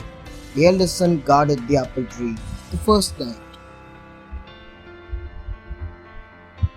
but he fell asleep, and the firebird stole many apples. The next night, the second son watched the apple tree, but he too fell asleep, and the firebird flew away with more apples. Finally, Ivan, the youngest son, guarded the tree on the third night. Suddenly, the orchard lit up, and the firebird made its entry. Ivan grabbed it by its tail. The bird sneaked out, and Ivan was left just with a bright red laid tail feather. The firebird never returned, but the Tsar sent his sons to catch the bird. Ivan and the Grey Wolf. The 2 elder brothers went together for the search. They reached a stone on which was written, "Whoever goes straight would be hungry and cold. Whoever goes right would live, but his horse would die. And whoever goes left would die, but his horse would live." They did not know which way to go, and so took up an idle life. Finally, Ivan went in search and took the right road. A grey wolf appeared and ravaged his horse. Ivan started walking until he was exhausted. The grey wolf appeared again and offered to help Ivan. Ivan told the wolf about the firebird.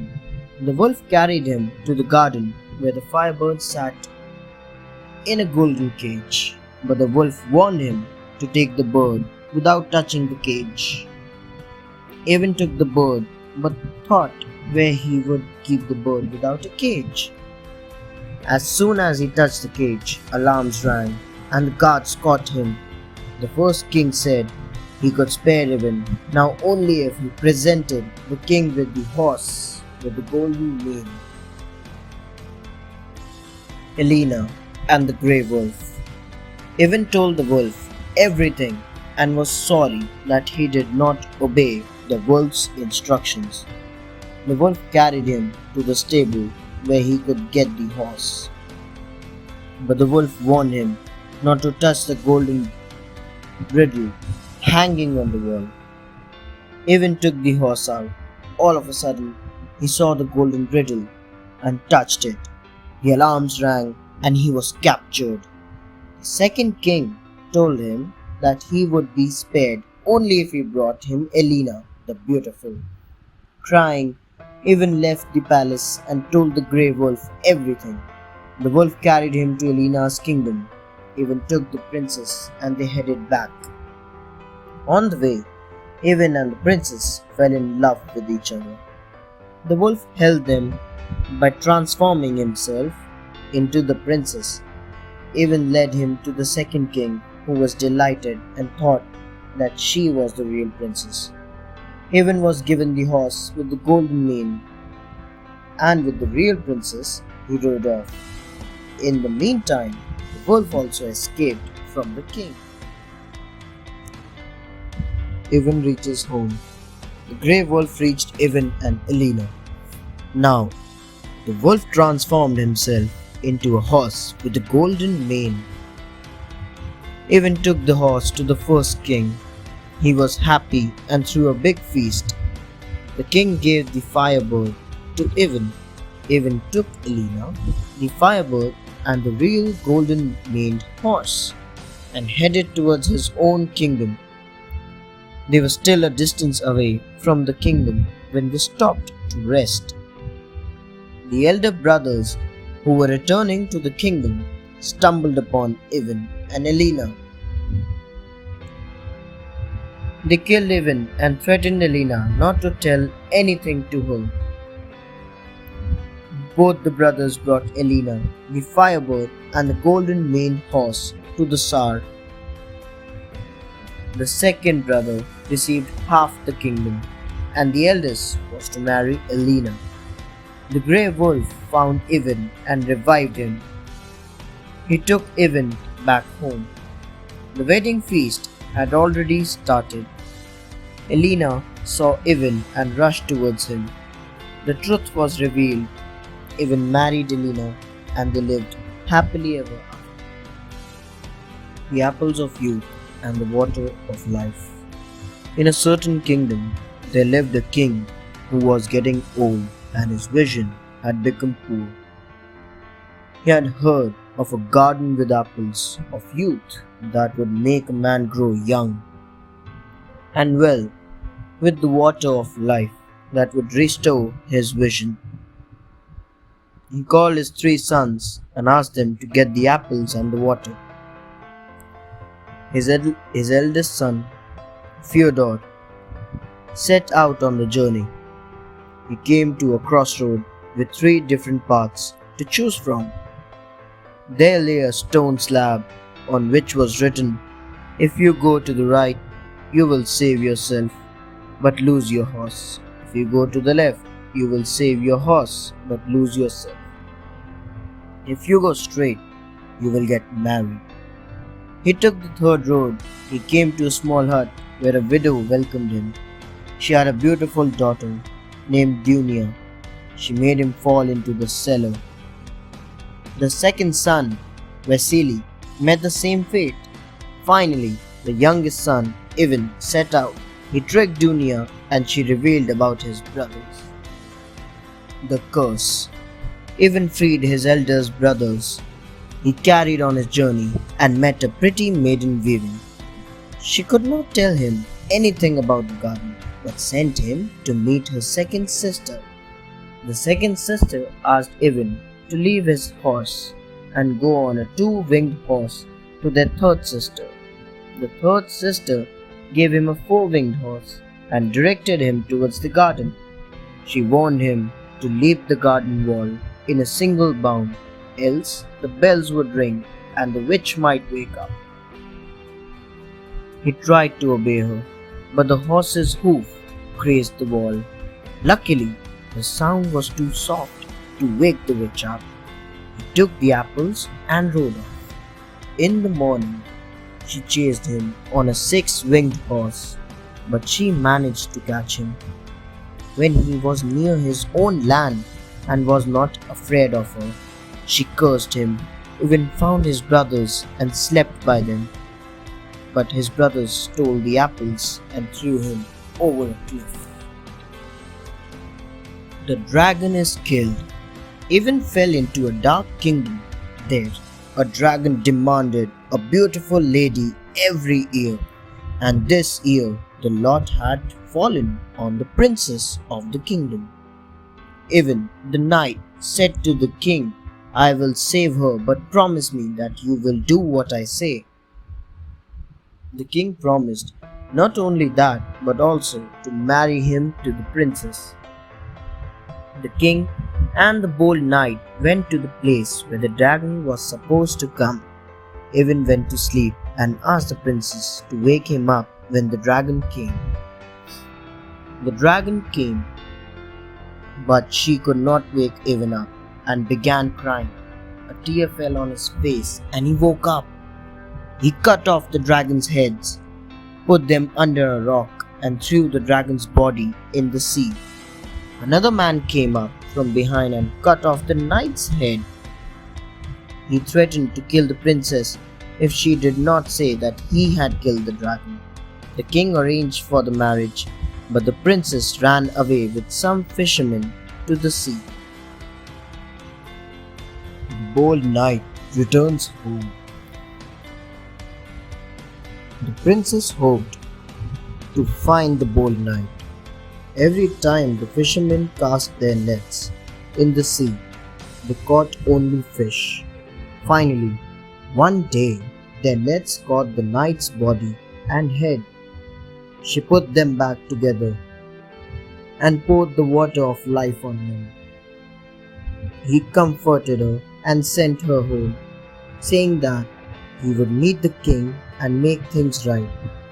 The next day, he went to the palace and asked the king whether the supposed dragon killer could find the dragon's heads. The pretender could not find the heads, but the knight could. The princess was saved, and as promised, the king asked the knight what he wanted the king to do. The knight said he wanted only to go to his own country. But the princess did not want to part from him. She knew a spoon-billed bird that would carry them, provided the bird would get enough to eat. The bird carried them all to his homeland. He gave the apples of youth and water of life to his father. The hunter and the bird. Once upon a time, a hunter shot and wounded a bird. The bird begged him not to kill her, but to take her home, and when she went to sleep, strike her head. The hunter did exactly like that, and the bird transformed into a beautiful woman. She proposed to the hunter for marriage, and they got married. After the marriage, she saw how hard it was to hunt, so she told the hunter to borrow 200 rubles. He borrowed the money with which he bought silk. The woman then conjured 2 spirits and ordered them to make a splendid carpet. She gave the carpet to the hunter and told him to sell it for whatever price he got. The buyers did not know how much to pay for it, and finally the king's steward bought it for 10,000 rubles. The king found the carpet so attractive that he gave the steward 25,000 rubles for it. The steward went to the hunter's house to get one more carpet. He saw the hunter's wife and fell madly in love with her. "Go, I know not whither, and fetch, I know not what." The king went to the hunter's house to see the hunter's wife. He also fell in love with her and wanted to marry. He asked the steward to devise a way to get rid of her husband. The steward went to Baba Yaga for advice. Baba Yaga advised to send the hunter to the sea in a dilapidated ship with a bad crew to catch the stag with golden horns. When the hunter got to know about it, he told his wife, She conjured up the stag and asked the hunter to take it on the ship, sail out for 5 days, and then return. The king was angry with the steward. The steward again went to Baba Yaga. This time, the steward asked the king to send the hunter to go I know not whither and bring back I know not what. The wife's conjured spirits could not help her. She told him to ask the king for gold and gave him a ball, which, if rolled before him, would lead him where he wanted to go. The Hunter and the Frog. The hunter's wife also gave her husband a handkerchief and told him to always wipe his face with that only. The hunter rolled the ball and followed it. The king sent a carriage for his wife. She transformed herself into a bird and flew away. The hunter finally reached a castle. The damsels gave him food and let him rest. Then they brought him water to wash his face. He wiped it with his own handkerchief. They recognized it as their sisters. They called them mother. She also recognized him and questioned the hunter. He told her the whole story.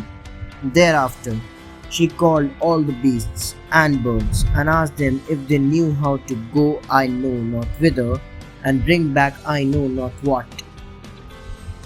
Then she went out to sea and asked all the water animals.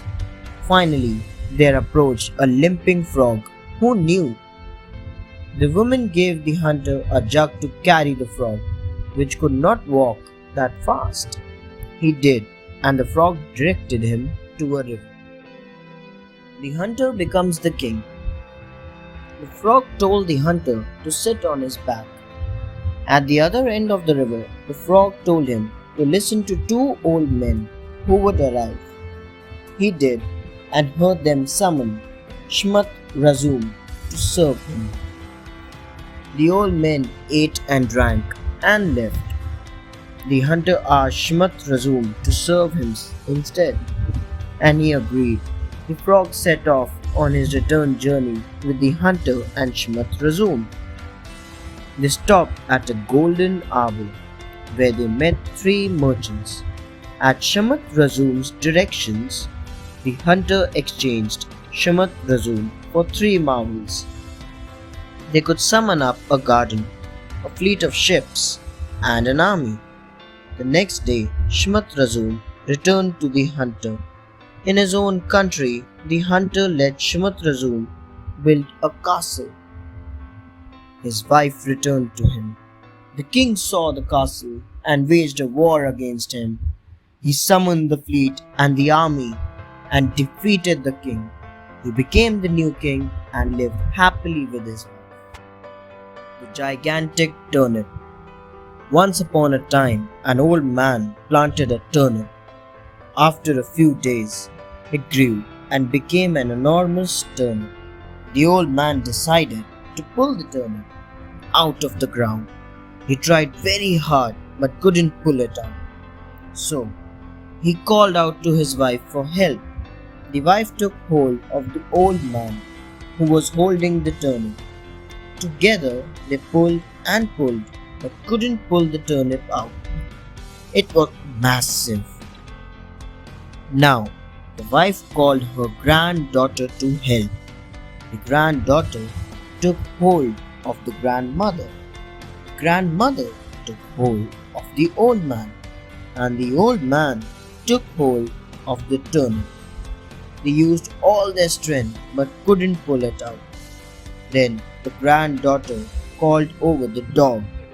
The dog took hold of the granddaughter. The granddaughter took hold of her grandmother, who took hold of the old man, and the old man tightly held the turnip. The turnip is pulled out. Together they started pulling out the turnip, but couldn't pull it out. Now the dog called over the cat to help them. The cat took hold of the dog took hold of the granddaughter held the grandmother, the grandmother took hold of the old man. The old man took hold of the turnip. Together, they used all their strength to pull the turnip out, but it was all in vain. Thereafter, the cat called over the mouse. The mouse took hold of the cat took hold of the dog took hold of the granddaughter took hold of her grandmother, the grandmother took hold of the old man firmly, and the old man firmly held the turnip. They pulled, and finally the huge turnip came out. It was the little mouse who ultimately helped to pull out the turnip. Even smallest creature is of great value. The muddy cart. In all the legends, Saint Nicholas is regarded as a kind character. This quality was attributed to him in the story in which he and Prophet Elia were introduced together. It was autumn. One afternoon, a Russian peasant was driving along a heavy road. All of a sudden, his cart stuck fast in the mire. At that very moment, Saint Cassian came by. The peasant asked for help. "Help me, brother, to get my cart out of the mud." "Get along with you," replied Saint Cassian. "Do you think I am free and have time to waste with you here?" Saying this, he walked away. Soon, Saint Nicholas came that way. The peasant asked Saint Nicholas for help, and he stopped and helped the poor peasant. After some time, when the two saints arrived in heaven, the Lord asked them where they were and what they were doing. "I have been on earth," replied Saint Cassian with a very haughty attitude. In heaven, Saint Cassian continued, "And I happened to pass by a peasant whose cart had stuck in the mud. He cried out to me, saying, 'Help me to get my cart out.' But I did not want to spoil my heavenly clothes." Now, the Lord asked Saint Nicholas, "Where were you?" "I have been on earth," said Saint Nicholas, whose clothes were covered with mud. "I went along that same road, and I helped the peasant to get his cart out of the mud." Then the Lord said, "Listen, Cassian, you did not help the peasant. Therefore, people will honor you by thanksgiving only once every 4 years. But to you, Nicholas, because you helped the peasant to set free his cart, people will honor you twice a year by thanksgiving." Since that day, it had become customary to offer prayers and thanksgiving to Nicholas twice a year, but to Cassian only once in 4 years. The Lazy Emilia. Once upon a time, there were 3 brothers. They lived in a small village on the shore of the Volga River. The 2 elder brothers were married. They were merchants. The youngest Emilia was foolish, lazy, and despised work. While Emilia's brothers went out to work, he sat on a warm stove in the kitchen. One day, the 2 brothers went to the market and told Emilia to take care of their wives. They promised to get for him a kaftan, red boots, and a red hat. One winter morning, Emilia's sister-in-law asked him to get water from the river, but he shrieked from the top of the stove, "That's not my job." She persuaded him and promised him a new red jacket and a new red hat. He jumped off the stove and went down to the frozen river.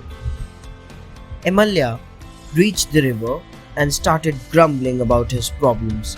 He broke the ice to fill his buckets.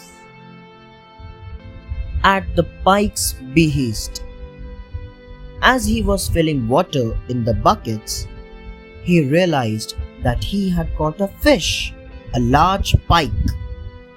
"This will make a great fish dish," thought Emilia. All of a sudden, the pike said to him in a human voice, Set me free, Emilia. I will grant you anything you wish. You will never have to work. All you need to do is to say, at the Pike's behest and at my request. Remember these words and say them when you need anything again in the future. This was a great offer for lazy Emilia. Emilia put the pike back in the water and said, at the Pike's behest and at my request, dear Buckets, go home yourself. As soon as he said these words, Buckets started moving towards his house. Soon, the Tsar came to know about Emilia and ordered him to appear at the palace. Emilia and the princess. Emilia, being foolish and lazy, used the Pike's command and ordered his stove to take him to the palace. Riding on the stove, Emilia appeared at the courtyard of the palace. Everybody watched him. Among the spectators was also the Tsar's daughter. When Emilia saw her, he fell in love with her and said, at the Pike's behest and at my request, I want this beautiful girl to fall in love with me. And then he ordered the stove to take him back home. Now, the Tsar's daughter longed for Emilia and asked her father to let her marry him. The Tsar was angry with her daughter, but there was nothing that he could do, so he sent an officer to bring Emilia to the palace. The officer went to Emilia's house with a lot of sweets. When Emilia finished all the treats, he got tired and fell asleep. The officer then carried him to the Tsar. At the island, the officers put Emilia and the princess in a big barrel and threw them into the sea. When Emilia woke up, he found himself in the barrel with the princess. Weeping, she told him what had happened to them. Emilia said, at the Pike's behest and at my request, I want the waves to roll the barrel to the shore. The next moment they were saved and landed on a beautiful island. The princess asked Emilia to build a hut for them to live in. Emilia agreed and said loudly, at the Pike's behest and at my request, build me here the best palace in the world. Immediately, a beautiful palace with many servants appeared. They lived happily as the rulers of the island. The palace had a crystal bridge that connected it to the mainland. So that the princess might go and meet her father, Emilia made amends with everyone and lived happily. 7 Simians. Once upon a time, 2 old serfs lived together for many years without a child. In their old age, they prayed for a child. After 7 years, the prayers were answered, and the old woman gave birth to 7 sons, who were all named Simians. When they were 10 years old, their father died. Simians tilled the ground which their father left them. One day, Tsar Ador drove past and was angry to see the little boys working in the field. The Tsar sent his noblemen to ask those children who they were and why they were working so hard. The eldest Simian told the noblemen that they were orphans and they had to work to earn. Also, they were all called Simians. When the noblemen told this to the Tsar Ador, he thought to teach some professions to the children and so ordered the noblemen to bring the boys to the palace. The eldest Simian. When the Simians reached the palace, the Tsar asked the eldest Simian what art or profession he would like to learn. But Simian answered, Your Majesty, I don't want to learn any art, but if you order a smithy to be put up in the middle of the court, I will raise a column which would reach the sky. The Tsar commanded a smithy to be built in his courtyard, and the eldest Simian at once set to work. Then the Tsar asked the second Simian, What art or profession would you learn? The second Simian replied, Your Majesty, I will not learn any art, but when my eldest brother has smithy, the iron column, I will mount to the top of it. I will look all around and tell you what is going on in all the other kingdoms. So the Tsar thought that the second Simeon was very clever and a man of great intelligence, and there was no need to teach him anything. The other three Simeons. Now, the Tsar asked the third Simeon the same question. The third Simeon replied, Your Majesty, if my eldest brother makes an axe for me, I will build a ship in a very little time. The Tsar exclaimed, I want skilled workers like you. Thereafter, he asked the fourth Simeon, and he replied, Your Majesty, I don't want to learn anything. When my third brother has built a ship and it is attacked by enemies, I will seize it by the prow and draw it into the kingdom under the earth. When the enemy has departed, I will bring the ship back upon the sea. The Tsar was amazed to hear such skills. He went on to ask the fifth Simeon. He answered, I need no art, Your Majesty. But if my eldest brother makes a gun for me, I will shoot every bird, no matter how far it is. And the Tsar said, You will be a famous hunter one day. Seventh Simeon, the thief. The Tsar approached the sixth Simeon and asked him. He answered, Your Majesty, I will not follow any art, but when my fifth brother has shot a bird in the air, I will catch it before it falls on the ground and will bring it to you. Bravo, said the Tsar. You will serve in the field very well. Now, the Tsar asked the seventh and last Simeon. Your Majesty, he replied, I will not learn any profession, for I am already skilled in valuable art. What kind of art do you know? Asked the Tsar.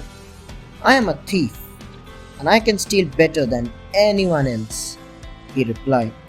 The Tsar was angry and wanted to punish him, but he offered to go to the distant kingdom and steal the beautiful Helen. The youngest Simeon cajoled Helen into his ship and brought her across the ocean to the Tsar. The Tsar married her, and the seven Simeons were richly rewarded with gold and silver coins. They spent the rest of their lives luxuriously. The language of the birds. In a small Russian city, a merchant lived with his wife. They had a son, Vasily, who was wiser than his age. Once, when all of them were having their lunch, a nightingale, who sat in a cage over the table, started singing sadly. The merchant was angry and could not bear it. He said, If anyone would tell me what this nightingale is saying, I would give him half of my property. Vasily, who was just 6 years old, replied, The nightingale is foretelling that a time is near when you will be my servants. You will draw me water, and mother will give me the towel to wipe my face and hands. The merchant and his wife got so angry after listening to this that they immediately decided to get rid of the child. They built a little boat, put the sleeping Vasily into it, and let it sail into the open sea, much against the wish of Vasily. The prophecy. Suddenly, the visionary nightingale flew out of its cage into the boat and sat on Vasily's shoulder. Then the boat came to the seashore. A ship approached it with its sails spread. The captain of the ship saw the boy, took pity on him, and adopted him as his son. The next day, Vasily said to the captain, The nightingale foretells that a storm is about to come. It would break the masts and shatter the sails. You should go back to a place of safety. But the captain of the ship did not listen to him. At once a storm arose and the masts were shattered and the sails torn down. Misfortune had befallen. They now built new masts and new sails, and continued on their journey. Now, Vasily said, "The Nightingale sings that there are 12 pirate ships coming to meet us and they will make us prisoners." The king's decision. This time, the master of the ship trusted him and returned to the shore. After a few days, the ship arrived at the city of Kalinisk. Now, the king of Kalinisk was much tensed. For the past many years, a crow, its wife, and its child had been flying and screeching in front of the window of the palace. The servants at the palace tried a lot to drive them off from the window, but they could not. The king announced the reward for the person who would drive them away. Vasily heard this and came to the palace.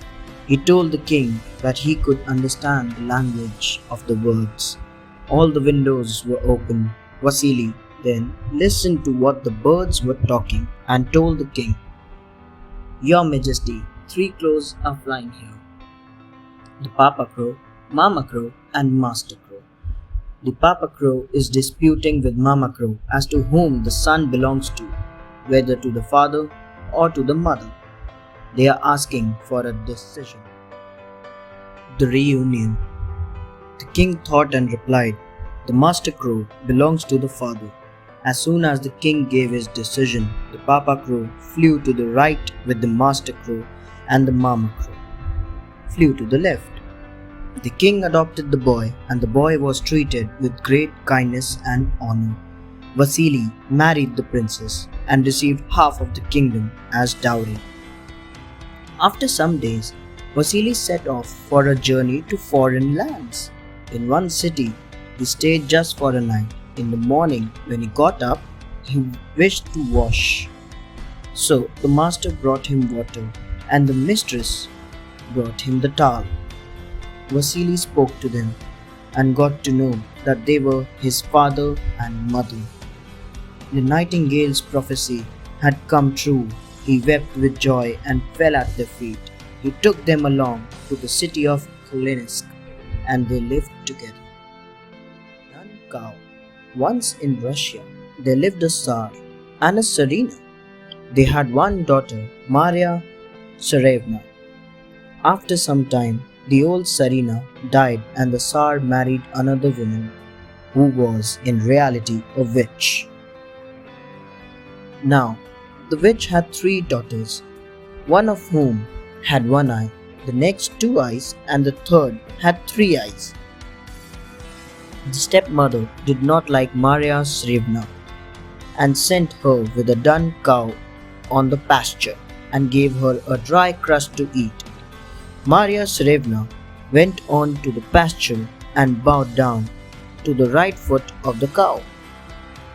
Suddenly, her clothes changed into a beautiful dress, and she had lots of food to eat and drink, as much as she liked. So, throughout the day, she watched over the dun cow and looked as happy as any other woman in the land. At night, she bowed down again in front of the right foot and became her original self again and went home. One-eyed sister. After reaching home, Maria Tsarevna gave back the dry crust to her stepmother. She was shocked and thought on how Maria Tsarevna survived throughout the day. The next day, the witch gave her the same piece of bread and asked her eldest daughter to keep a watch over what Maria Tsarevna did. When they reached the pasture, Maria Tsarevna said, "Come, little sister, let me find a place for you to rest." The sister went to sleep. Maria Tsarevna stood up, went to the dun cow, bowed down to the right foot, and ate and drank. She went around like a princess. In the evening, she woke her sister up and said, "Get up, sister, it's time to go home." "Oh," the sister moaned, "I have been asleep all day long and I have not seen anything. Mother will be angry with me." When they reached home, the stepmother asked her what Maria Tsarevna ate and drank. "I did not see anything," she replied. three-eyed sister. The witch scolded her. The next day, she sent the two-eyed sister with Maria. The two girls came to the pasture, and Maria Tsarevna sent her to sleep. As before, Maria Tsarevna bowed down to the cow and lived like a princess all day long. In the evening, she woke the two-eyed sister up. Once home, the witch again got angry and scolded the two-eyed sister. The following day, she sent the three-eyed sister with Maria Tsarevna. Maria sent her to sleep in the same way, but she forgot that the third eye was watching what Maria Tsarevna did. Maria Tsarevna bowed to the right foot of the cow, ate and drank and ran all around wearing beautiful clothes. When she returned home, she kept the dry crust on the table. The mother asked the daughter what Maria Tsarevna had eaten and drunk. The three-eyed sister told her everything, and the witch ordered the dun cow to be slain. Even Sarwich and Maria Tsarevna. Maria Tsarevna begged her father to give her at least a little part of the cow. The father gave her the piece, and she planted it. A bush with sweet berries grew up. The little birds sat on the bush and sang sweet songs. Now, Prince Ivan Sarwich had heard of Maria Tsarevna. He went to her stepmother, laid a bowl on the table, and said, "Whoever brings me the bowl full of berries will marry me." The mother sent her one-eyed daughter to collect the berries, but the birds drove her away and pecked out her one eye. The two-eyed and three-eyed sisters also met with the same fate. At last, Maria Tsarevna went. She took the bowl and gathered the berries. The little birds helped her in collecting the berries. So, Ivan Sarwich married Maria Tsarevna and they lived a happy life. The hut in the forest. There was deep snow in the forest. The branches of the trees were laden with snow. Huge lumps of snow kept falling on the ground under the trees. In the middle of this forest was a small hut. It was made up of pine logs cut from the forest. Inside the hut, Marozia sat with her little brother Vania and heard the sound of snow falling. They were sitting near the door of the stove. The stove occupied a lot of space in the hut. It also served as their bed. The blankets were kept on the stove in which Manya and Marozia rolled up at night and went to sleep. Marozia and Vanya lived with their grandfather, Old Peter. Apart from Old Peter, Marozia and Vanya, there were Vladimir, a big black cat, and Bayan, a tall grey wolf dog. Suddenly, they heard a rumbling of boots in the snow. It was the sound of Old Peter stamping his feet to get the snow off his boots. Old Peter. Suddenly, the door opened. Bayan pushed his way in and went towards Marozia and Vanya and licked their hands. He then went and lay under the table. The noise of the door had startled Vladimir. Now, Old Peter came in. There was a gun on his back and a hare in his hand. The Old Peter shook himself and the snow flew off like spray. He hung up his gun and threw the hare on the side of the stove. Laughing, he said to Vanya and Marozia, "You are warm and comfortable here." The children jumped up to welcome him. Old Peter opened his long coat and the children plunged into it together and clung to his belt. He closed his sheepskin coat and they yelped. Then they came out. Vanya and Marozia enjoyed this and did it every night. Now the Old Peter took off his coat and picked up the samovar from the shelf. The supper. Old Peter started preparing supper. He threw the lighted sticks and charcoal and made a draught to draw the heat. Thereafter, he placed the samovar on the table. The fire cracked inside. Now, he picked up the bread and cut big lumps out of it. He emptied the saucepan of soup that was boiling on the stove into a large wooden bowl. While he was preparing the supper, he answered the questions the children asked him. He also cracked a few jokes. The children danced and chuckled. Finally, the supper was ready. All of them dipped their wooden spoons in the bowl and enjoyed the soup. They gave scraps to Vladimir and a bone to Bayan. They had tea with sugar but no milk. Now, it was story time, and old Peter prepared another cup of tea for himself. Then, he threw a log of wood into the stove and lit a short little pipe. The story time. Old Peter puffed and the smoke got in his eyes. He wiped them with the back of his hand. While Peter was busy smoking, Vania and Marussia snuggled together near the stove. They listened to the crashing of the snow and thought which story to listen today. Now, they felt warm and comfortable with the noise because they were not alone, and old Peter was with them. Today we want to hear a story we have never heard before, said Vanya. Well, said old Peter as he combed his great grey beard with his fingers. He looked at them, blinked his eyes from under his big bushy eyebrows, and asked, Have I told you the story of the silver saucer and the transparent apple?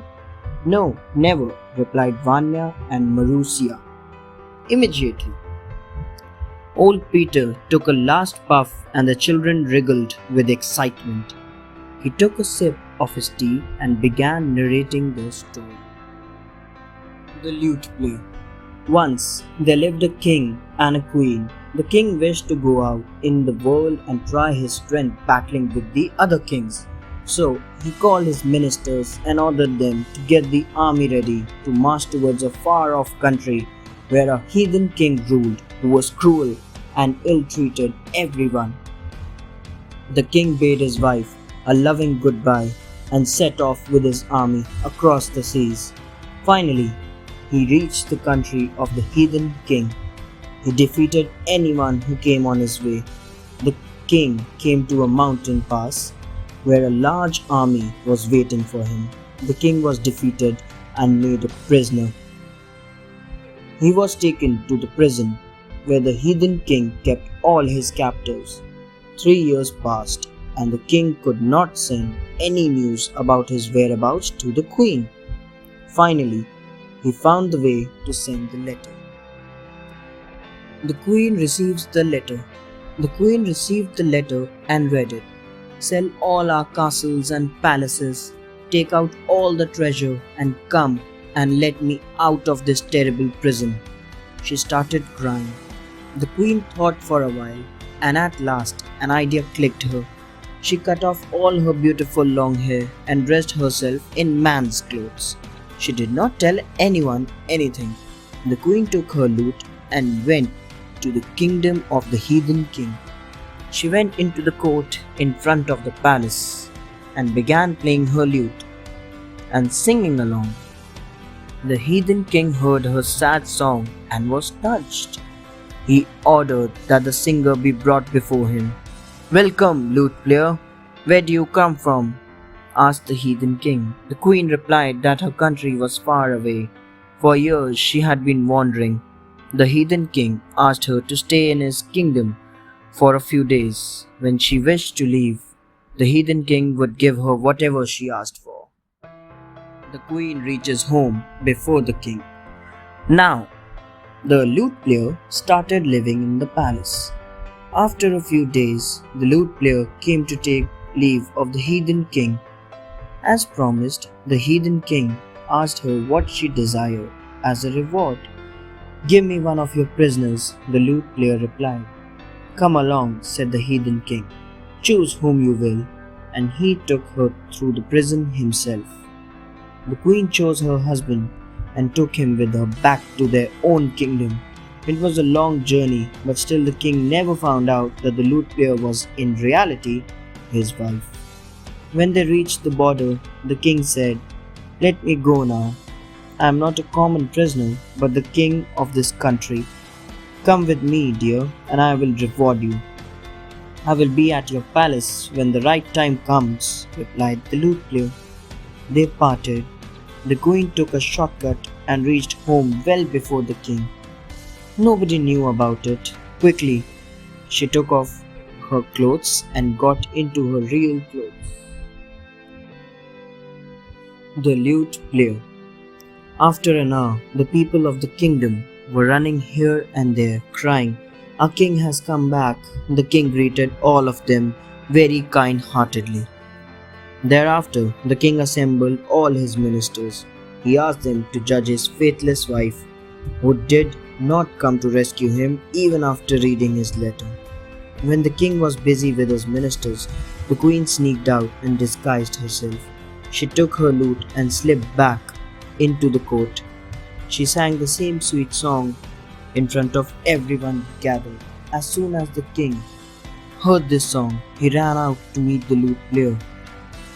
The king held his hand and took him to the palace.